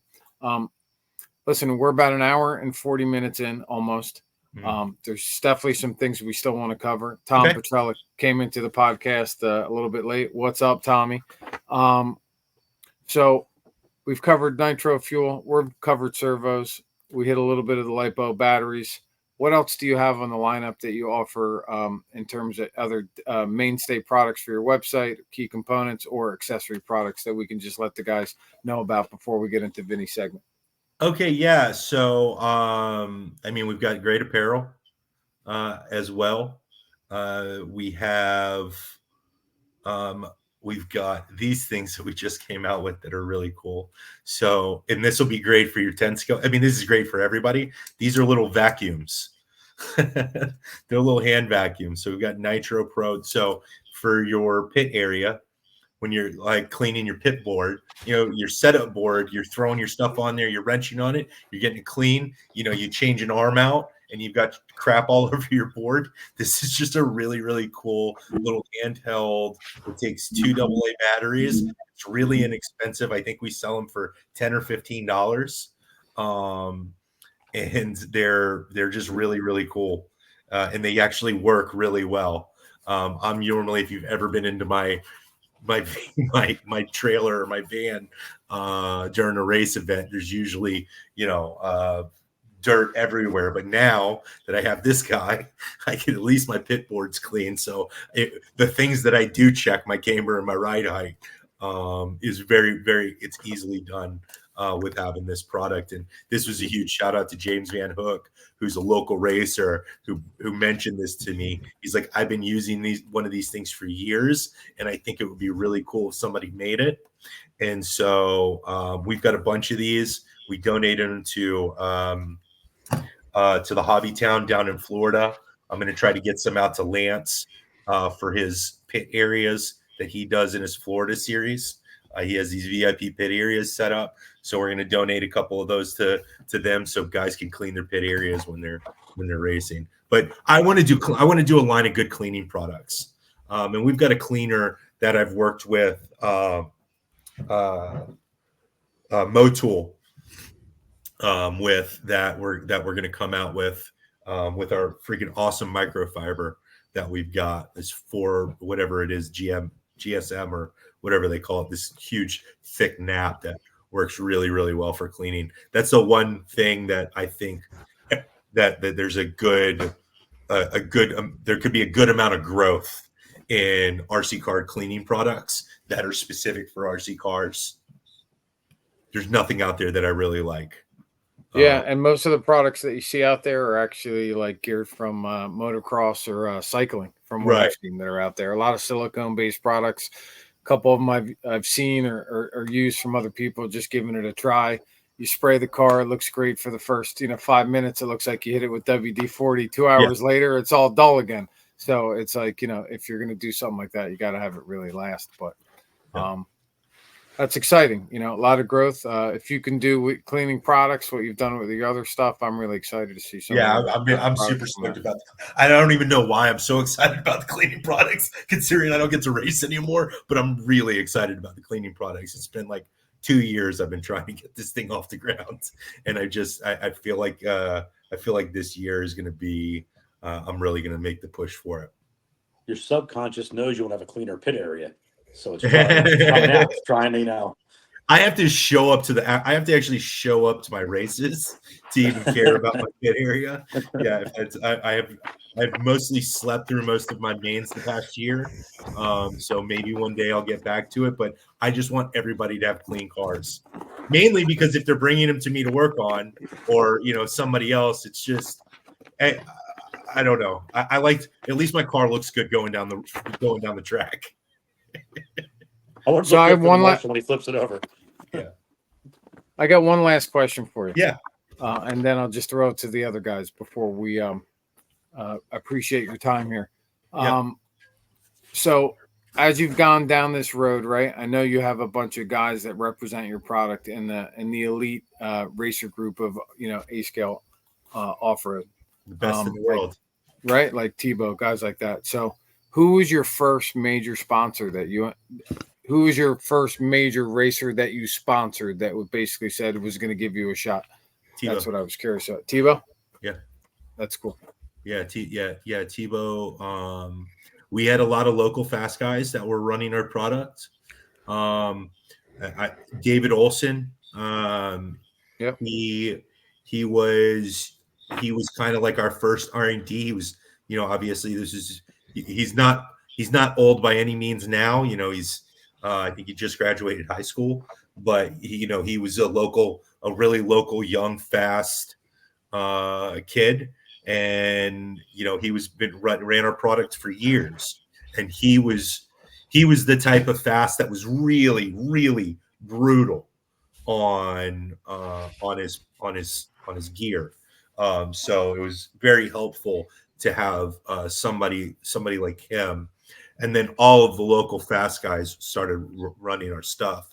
So we got a good bit of knowledge of where we were from just those initial interactions. And then, Jared was Patrick Rossiter and David Olson were the first two fast guys that we had. And then Jared we kind of jumped right in. I talked to Jared for a while, and we sent him out some product, and there was some other pros that were interested in running our stuff, but he was the one that we picked up just because he's got this both sides of it. With JTP being a world champion, it was really just a perfect combination. And even now, with him stepping out of racing and really pushing the JTP product line, our business models are very similar. That's great. He's a role model in the community for sure. Yeah, and he's just absolutely super meticulous about everything, and just he's really he really knows how to hone things in and what he wants. Even if he doesn't know what it is, he knows what he wants, and he can at least convey that information, which is really, really hard. And for any, it's a caveat off that for any of the young racers, that's what's important to companies like me that want to grow and are in product development, is for you guys to be able to get in depth with the product, know what's going on with it, and being able to offer on site, what's the word? Feedback. knowledge. Yeah, feedback is even better. Yeah, feedback so that we know how to make the product better. So the end result for the customer is better, and that's really gonna up your value proposition, because there's a lot of pro drivers out there that have they're just fast. They've got no idea what's going on. Like, as far as they couldn't tell, they just know what works, and you could put anything in their hands and they're going to be fast. But the guys who can actually give you feedback, those are the guys that are most inaugural in what we look for in teammates. No doubt. I really appreciate all the content that you brought to the podcast tonight. Before, we're not asking you to leave, by the way. We want you to hang out. We go into a setup section, right? We try to bring a lot of value to the racers that are watching the podcast, not just in great racers or great products, but we have a setup section that Vin has started to do over the last couple of months, many months now, actually. Yeah. Before we jump to that, Toby, you got anything? Or Tom, that you want to ask Drew before we get into Vin's segment? I'm good. I got a ton of questions, but I'm going to go back and watch the podcast because I missed a lot of it. And there's a lot. Yeah, there's a lot. Listen, I started asking about you're gonna have plenty to edit. I'm like, I know the answers are there, so you're gonna have plenty. You're gonna have plenty to edit. But I would I would love for Tom to ask a question and then for Toby to just say we covered it. In Toby's way. Tom, what's your number one question? No, I'm not going there because now I'm even more nervous. I know Toby's going to yell at me. I'm watching you. Kick you right out. But no, look, Drew, man, you got an awesome reputation in the industry. People like you. You're a good dude. You stand behind what you sell. You stand behind your products. You walk the walk, right? You're walk the talk, whatever all that saying is. Yeah. So sorry I was late, man, but good stuff. And I look forward to catching up at one of the races soon. Yeah, no, absolutely. I'll go back and watch it. And if I have any questions, I'll message you, and then George can post it up to the Northeast RC Racer podcast page. Yeah, absolutely. Sounds good. It's been a blast. And then Toby can comment and make some sort of smart British comment about it. Never. Well, we love him. So, Drew, thanks so much for being on board and, bringing your great products, and more importantly, for all the other racers to get to know you. I've never met you personally. This is our first introduction, especially before we actually launch it. So, really good, easy conversation. And, the rest of us nutcakes here, we're, enthusiastic about RC, to say the least, right? Some of us have been doing it 20 plus years. And, half of the guy. You compared to us, you are for sure. But part of the thing that gets us together every month to do this, right? It takes time for Toby to set up the podcast and get the screen and get everything ready that he does and get the previous race results, other stuff, everything. Same for Vin. Everybody's working. Vin's putting his stuff together. Vin could take the longest, right? Because he likes to write his segments up. He goes over it. He likes to make sure he's dialed. Tom, the same thing. He's doing research and other facets, whether it's tires or chassis and all this other stuff that we try to bring. Vin's very thorough. So yeah, Vin is very thorough. But nonetheless, everybody got to understand you and your products and your company a whole lot better. And at a bare minimum, you're going to have a bunch of new customers, I think, from the podcast, because awesome. Who wouldn't want to buy from you? That's what I'm hearing. I don't know. Exactly. I don't know. But Drew, they're not toy cars. They're scale model racing vehicles. My wife always tries to tell me about they're playing my toy cars. Like, I don't know if I listen as much as I want to be on that train. I'm like, I go in my garage and I'm like, what the fuck? I got myself. That's exactly what she says when she looks at my stuff. I just can't believe that I have this much money invested in scale model racing vehicles.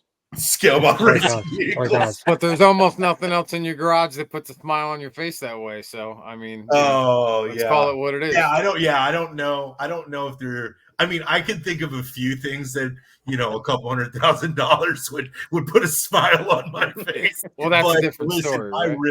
I really love this, and there's not too many places that you can feel the connection with this many people and be able to have an influence.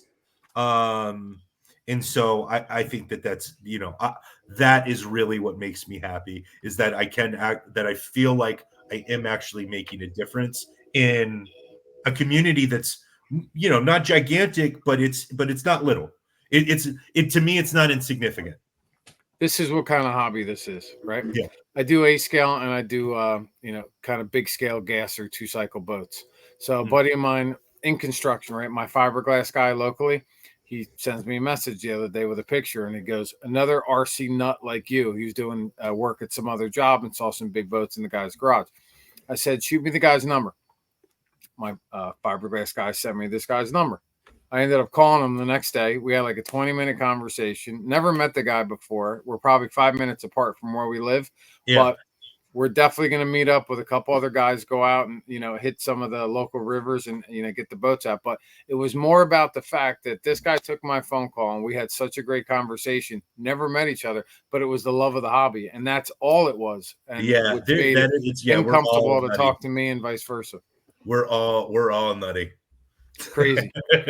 So with that being said, we're all a bunch of fruitcakes for Fruity. We're going to... Yeah. Nerd alert. Yeah. We're going to send this section now over to Vin. Vin's going to cover some setup topics. So Vin, take it away.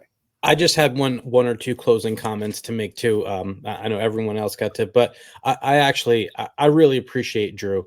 I appreciate you taking care of the boys and, taking care of us from a sponsorship level, but it's the man behind the product. And one thing that I've learned working with you for the last 2 years or so is that you stand behind and on a lot of different levels. And you're the kind of guy that if I had something even in my personal life going on, I know you would stop, take my phone call and talk to me and be real, keep it real. And and that's how you are with all your customers, with your products, with pretty much everything you do. So that really says a lot. And we need more people like you in the industry. So thank you very much. If you're not making the people around you better, then you need to find different people. Right on. Awesome. Yeah. Cool. Thank you. I appreciate that. Yeah. Appreciate you, sir. So tonight we're going to get into episode 20, suspension 101. I've been waiting to do suspension and talk about suspension. It's always like, let's do this, let's do that, and finally we're getting to it. So here we are. So suspension, like I said, it's going to be 101 tonight. I'm just going to keep it really simple because there is a lot of information here, a lot to cover. Suspension is something that we should really know in depth, but you have to start somewhere. So like I said, it's 101. Suspension is key to getting your car to adapt to the changing track conditions. We always talk about the track being another competitor, and it's evolving and changing, whether it's practice to qualifiers to the main event and the grip is coming up or the track is breaking apart. Just knowing how to tune your suspension is key. You'll end up having more grip. Your wheels will be on the ground longer. The car or truck is going to jump and land better. You're going to have more corner speed. It's going to make you faster through the rough stuff. That's number one. So just like full-size motorsports, there's a lot of adjustments. So once again, this is 101. All right. So we're just going to keep it simple for you guys. Rewind as you need to, listen to it again, but this is just going to be basic. We're going to start with springs. Okay. Springs are usually one of the first things you're going to change. If you know your suspension well, maybe you can just make an angle or position change, which we'll talk about in a minute. But 4 things to consider when we talk about springs. There's progressive springs and there's linear springs. Depending on the situation, progressive is going to progressively get stiffer. So it can make your car feel a little bit more in the track, since it's a little softer initially. The wire diameter of your springs makes a difference.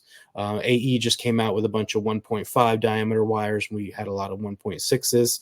So we have a lot of springs now to play with and to adjust and see what we need where. Stiffness, different spring rates or different stiffness. So Definitely something to consider, and we're about to get into that. And then the length of the spring, how many coils, how long it is, whether it's going on the front or the back. Some people cut their springs, and we're definitely not going to get into that tonight. So stiffer springs. When do we want stiffer springs? What's going to happen with stiffer springs? You're going to have less chassis roll. That's number one. You're going to have less overall grip. It's going to be better in the jumps. It may even skip over some of the bumps and help you in the bumps, but not always.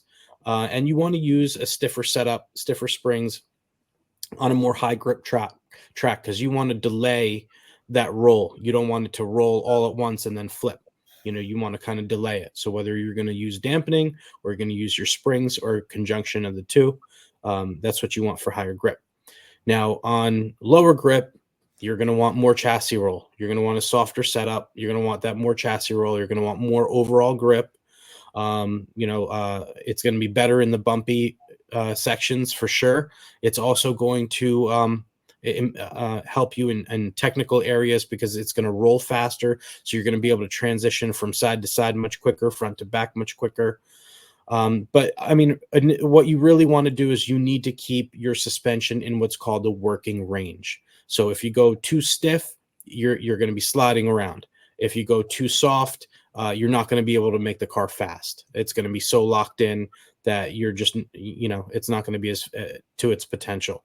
So you want to make sure low grip, soften it up, get that roll out of it. High grip, stiffen it up, and make sure that it's working optimally. Doesn't mean you have to go ahead and stiffen only the front or only the rear or both together. You have to see what the car needs and give it what it needs.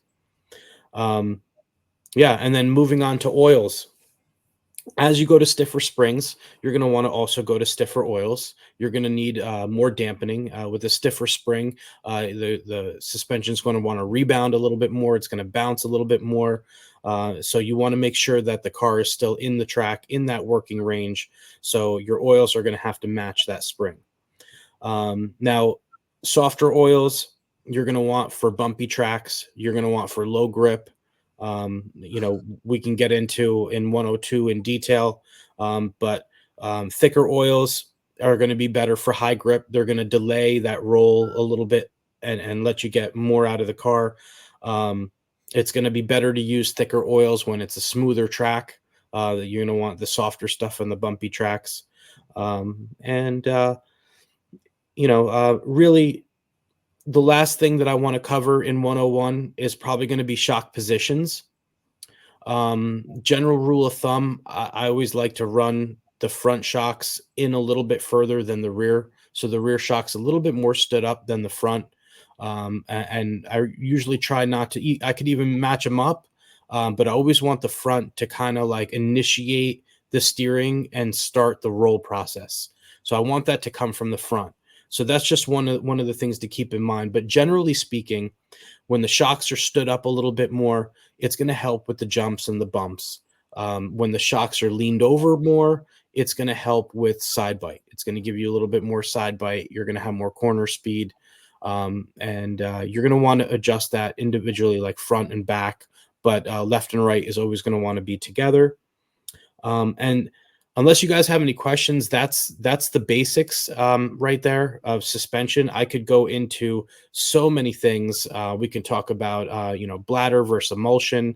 We could talk about pistons all day long and how many holes to run and what size holes and what shape of the pistons and which angle the holes are on in the pistons. And we could go on and on and on. And I'm going to save that for another day. And hopefully you guys, share, like, subscribe. And, definitely, shoot me some comments, even if you want to shoot me a message on Facebook Messenger and tell me what you guys want me to cover. We can go ahead and do that for you guys. But as far as Suspension 101, that's it. Thanks for tuning in. So if anybody has any questions. Did you say you're going to cover shock positions at another point? Say again, Tom? Are you going to cover shock positions at another point? You said? Yeah. I'll get into more detail unless you have some questions for me now. Generally speaking, like I said, leaning them over, better for side bite, also better in, I would say when you lean up, when you stand up the rear a little bit more, we can go into front and rear and the differences because there's a lot, but when you stand up the rear a little bit more, it's going to help you with on power, exiting the corner, with the rear stood. So I usually like to run the rear shocks a little bit more stood up, at least on the AE cars. That's what works for us.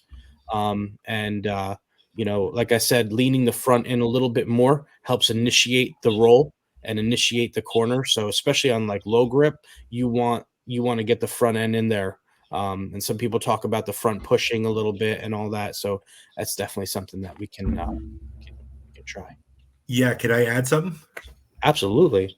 Yeah. So one thing that I've kind of learned in the experience when I actually used to race a bunch is doing the incremental changes, but before doing fluid changes.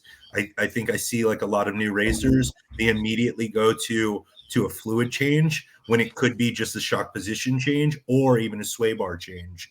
And Yes. so and you can correct me if I'm wrong, but for me it's always been sway bar, shock position change, and then oil. As far as like those incremental adjustments, you can, if you feel like you're like in the area of being right, and you just want to do a small tweak, because changing your shock fluid can be a very, very big change, and sometimes it's needed if your car is completely off. But a lot of people have a tendency to change way too much, way too quick, and then they don't know what they've actually changed and what the fix was for where their car was. So changing one thing at a time, sway bar is really easy to do at the first. Then your second really easy thing to do is to either stand your shocks up or lean them over, depending if you're not getting enough side bite, and then go into hey, I've got the side bite, but now my car's flat bottoming or doing something that I don't want it to do. It's not, articulating enough through the rough. Then you go in and do an oil change. You are 100% right. In fact, yeah, like if you're trying to initiate the corner, you're absolutely right. This softer sway bar is going to help start that roll, same as leaning the shocks in. So it's not an exact science. Somebody might want to lean their shocks in, the other person might want to do a sway bar adjustment, and then I almost feel like you're absolutely right. Do the sway bar first, get that right, and then dial it in with the shock position, and then fine tune it, like you said, with the oil at the end, and don't do all that work right in the beginning. I completely agree. That's good advice right there. Music to my ears because I hate changing shock oil. Right. And a lot of the time, and a lot of the times in my experience, you don't really need to. And what you see, at least for me across the industry, and especially with the way that these cars are coming out, everybody's starting to emulate each other. The factories are coming with a pretty dialed shock piston for what their car is, out the rip. And so you start seeing, 5-hole 1.5.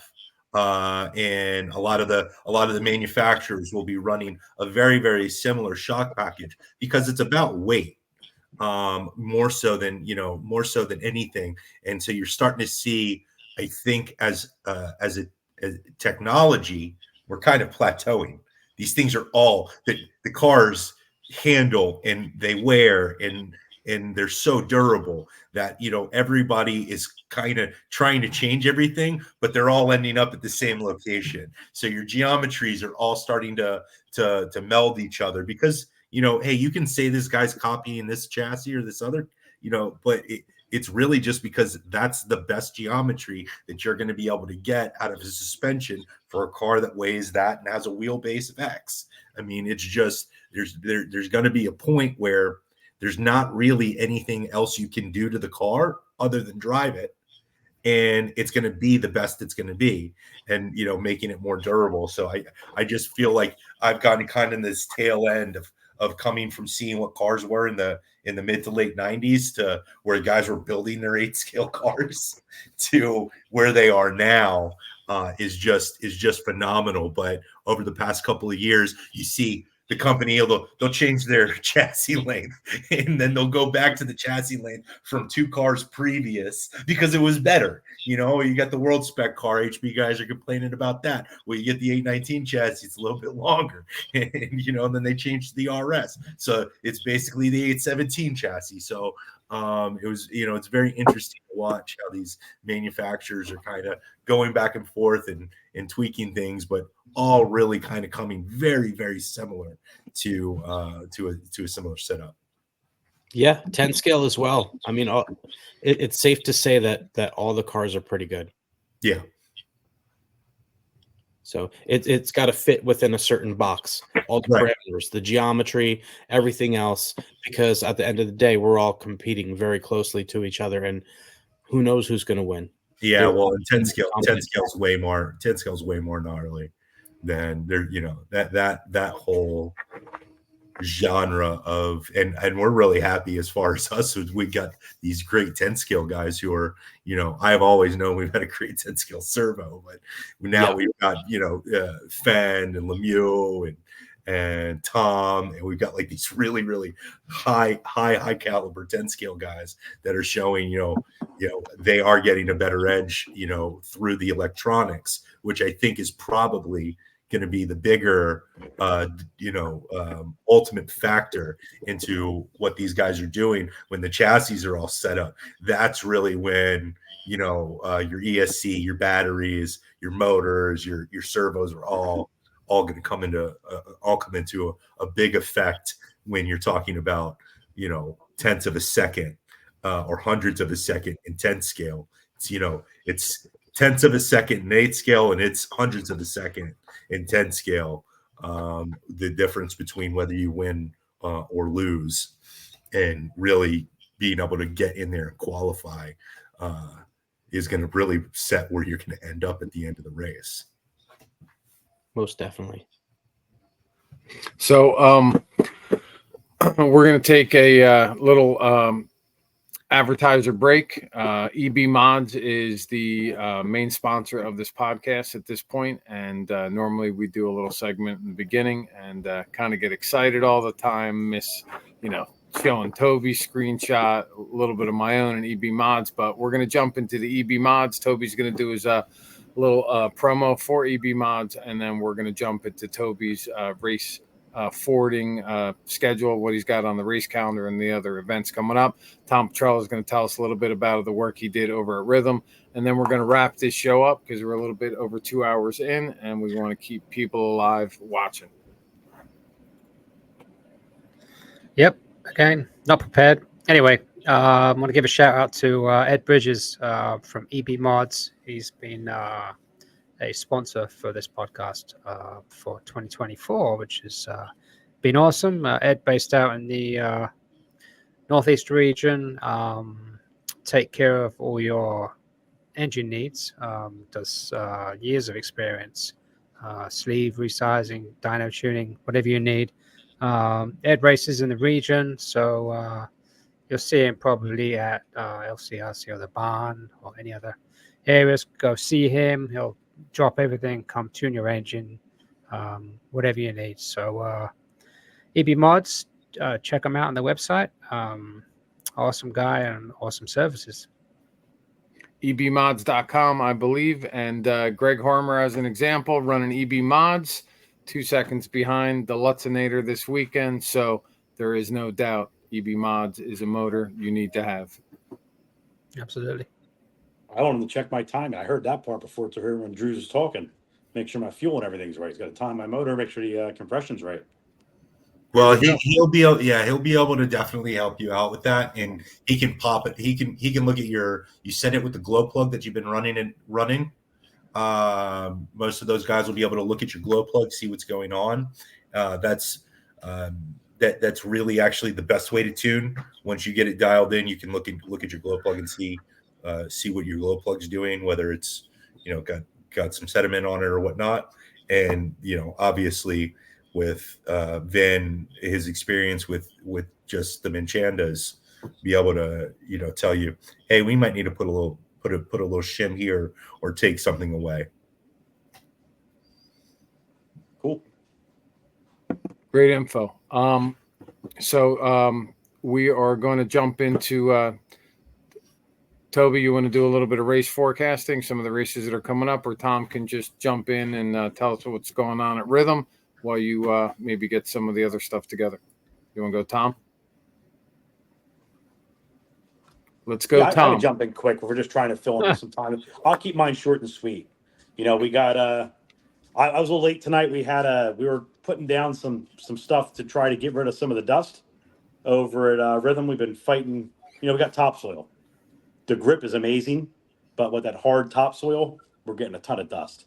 So VP makes a product, stay wet. We put that down. Our first coat. I'm going to go back tomorrow morning, put 2 more coats of it down. So trying to get the track ready. We got the Northeast RC Racer Podcast Cup. I don't know what the hell we're calling the race, but we got that race coming up on the 14th of September. Got some club racing happening this weekend, which is what, the 17th? Yeah. And then again on the 31st. So people want to get out there and try to get a little heads up on the layout and get a feel for it. Just trying to keep things rolling there. Try to make the best, put out the best track we can for the local racers. But having a damn good time. Are you having issues with with moisture? Yeah, we've been fighting trying to keep the track wet. The Have you sun's done out. cal- The sun. It's been hell for. The last few weeks have been difficult because it's been so damn hot out, and there's no shade or anything, so you're fighting it. Have So you and it done all depends which way calcium? the wind blowing. The wind blows perfect 6 days out of the 7. We go to race day and it's blowing right in all the pit areas, but we roll with it the best we can. And Have you- thankfully, like you said before, the racers are cool, man. Like nobody's sitting there complaining, arguing. They're like, hey, I like it better when it's dusty. It's an equalizer. Anytime the track's grouped up, I completely fall apart. I'm with you. Yeah, I need to be a little bit loose for sure. Yeah. But, Have you tried calcium? We haven't. I know of using calcium. My only fear with using calcium is I like to keep my cars clean, and I just hate what it does to cars. I hate to see the corrosion. You can try. So if you haven't done calcium, we did do laundry detergent. Yeah, we're experimenting with that too. We got this VP stuff. This was supposed to be pretty good. We paid the money for it. The stuff spreads really far. We're gonna give this a whirl first. It's kind of a we're swinging for the fences here. The laundry soap, I know a lot of other places use that too. Don't use it if you ever use the calcium, but if you have a clean track, we used it at ours. It was really, really good. Really? Okay, cool. Yeah, it was really. We've got clay, but in the Georgia heat, it's definitely if the track's tilled, it is and it doesn't rust up the car like the calcium. You've got to keep the cars clean if you're going to run calcium in the track, especially if the top comes loose. But we got those big pails of like Gain or whatever, the generic Gain, and it worked really well. The track smelled amazing. Yeah, it smells really good too. Yeah, it smells great, and it kept the moisture in the track far better than I even think the calcium did. Covers up the smell of all those smelly racers. What about fabric softener? Isn't that what LCRC was using lately? No, a couple places use fabric softener in lieu of the. I've heard that also. Yeah, we're experimenting. We're trying a bunch of different stuff. This is our first season. We've probably had maybe 10 races so far this year. So we're learning as we go. But that's the quick update on Rhythm. Trying to keep everybody happy and try to put the best product we can out there for everyone. New layouts also though. I know George, you came out, you saw the new layout. I think the new layout's a blast. It's great. It was awesome. Having a lot of fun with it. When's your next practice day down there? We had it tonight. I think the next one is next Tuesday. I got to check the calendar. Let me know, Vin. Yeah, I got to get down there. All right. Should we talk about race calendar stuff? Yes, sir. Take it away, Tobe. Keep this moving along. Getting way past my bedtime over here. Yes, sir. Let's do it. So let me see. Sorry. It's all good. It's been very informative, definitely for sure. So where are we at? August 13th already. Damn. So we just had the Kia Show Cup. Coming up is NES number 3, Northeast Super Series. I think that's up at the barn this coming weekend. if anyone's doing that this year, but it's definitely a historic series. Then obviously we got the Mugen Challenge, which will probably be the biggest race in the region, for sure. Very highly attended, I believe. Mayfield, Drake, I think Spencer and Bornhorst from S-Books will be there. That's all I've heard, rumor-wise. A couple of races. Real quick, sorry to interrupt. Nitro Pro is going to have some burgers at Mugen Challenge. So Awesome. for everybody, just stop Burgers on by. sound good to me. You have any questions or anything like that, you want to try some of the fuel, come see me. Spot Nice. 201. Sweet. Yeah, did you see Dennis Brew has t-shirts now with 203 on them? That's his Really? spot number. Yeah, he's got like all this 203 branded shit. I'm going to be playing golf too before Mugen Challenge, by the way. Yeah, they're doing that golf game in the morning. Yeah, Bree and I are both playing. September 1st, Mako Series, which is a trains and lanes, I believe. They're doing that with the barn, or is it just trains and lanes? I don't know, but I know that one is trains and lanes for sure. Yeah, it's just like a I think it's barn and trains. Yeah, it's just like a 1-2 race series. That's September 1st, and then NES number 4 concludes that series on September 8th, and that brings us up to pretty much the middle of September. Supercross dirt race up at I believe that is RC Madness, or yeah. So yeah, that's the next month racing, I believe, in the region, and obviously club racing. Oh, ENAT's electric. No one cares. When is that? That's next week. I No. believe it's this weekend. Or is it after? No, it's in a couple weeks. Hold on. I'll just look it up real 17th. quick. Is it after Mugen, right? Yes, I think it's a week or 2 weeks after Mugen. Yeah. So it should be a spattering of regional guys at ENATS up at G's PA. ENATS. Mm. Excellent. I know you're not. You're not excited for that. Come on, where's the flashlight? You know Toby's tired when there's no flashlight, and he mentions. Oh, I got ENATS, it. so I we'll got just it go queued with that. up. Don't worry, it's all queued up. We still don't have a Nitro sound in the Not a background, problem. like just Yeah, hit the there key. But Drew, he always has the flashlight available. Always. No Always. question about it. Is the flashlight for electrics? Yeah, of Absolutely. course. Yeah. Of course. ENAT's August 29th to September 1st. Oh, There you okay. Yeah, hopefully they get that. Hopefully they get that program going strong. It used to have a presence. It used to have a meaning, and it seems like I think it's Sounds the like it needs weekend. Nitro Pro. yeah, I wish. No, Our guys will be there. It'll be. there's a lot Listen, if the kids roll up there, Vin, we'll probably get a national title. of working on it. Yeah. So we're last year we had that Visions race, or not last year, it was the year before when it was at G's. We had the Visions race. Then we were at CRC, which is kind of obscure location, but I think the biggest ENATS may have been the one at LCRC. I forget what year, but It was what was it? What is it down in Florida? Well, either last year or the year before. It was like nobody who went to it.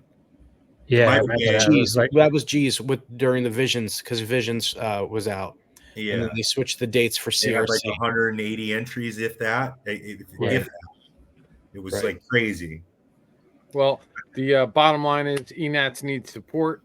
It's a good cause. It's a good national race, and there's lots of fast electric guys out there. So that's a summary with that. I'm still a supporter of the ENATS, contrary to Well, any listen, you flashlight win. or You win. You strobe get a light or national whatever. title.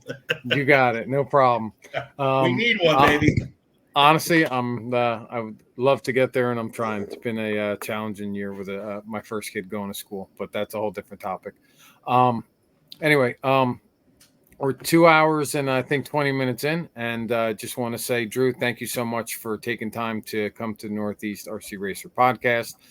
Nitro Pro is a brand that many of us use out there, and if guys aren't using it, they know they should use it now. They found out a lot about you and your products and how enthusiastic that you are about what you do as a racer, as well as a business owner in the hobby, and that shows to everybody.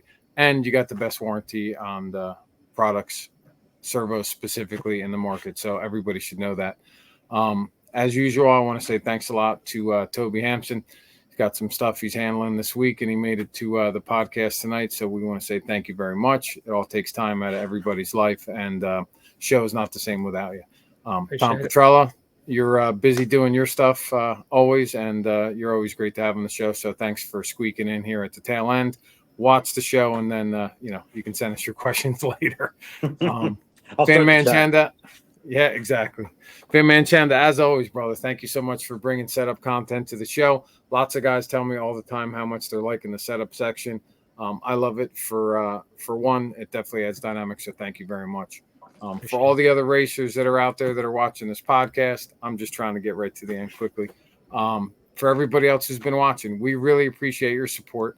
So if you can, for all of us here on this podcast, to keep it going, to be able to bring good shows like this and great guests like Drew and his company, please hit the like, please hit the subscribe, please share. Not only here on Facebook, but Toby's releasing these on YouTube as well. So our subscribership is growing on both.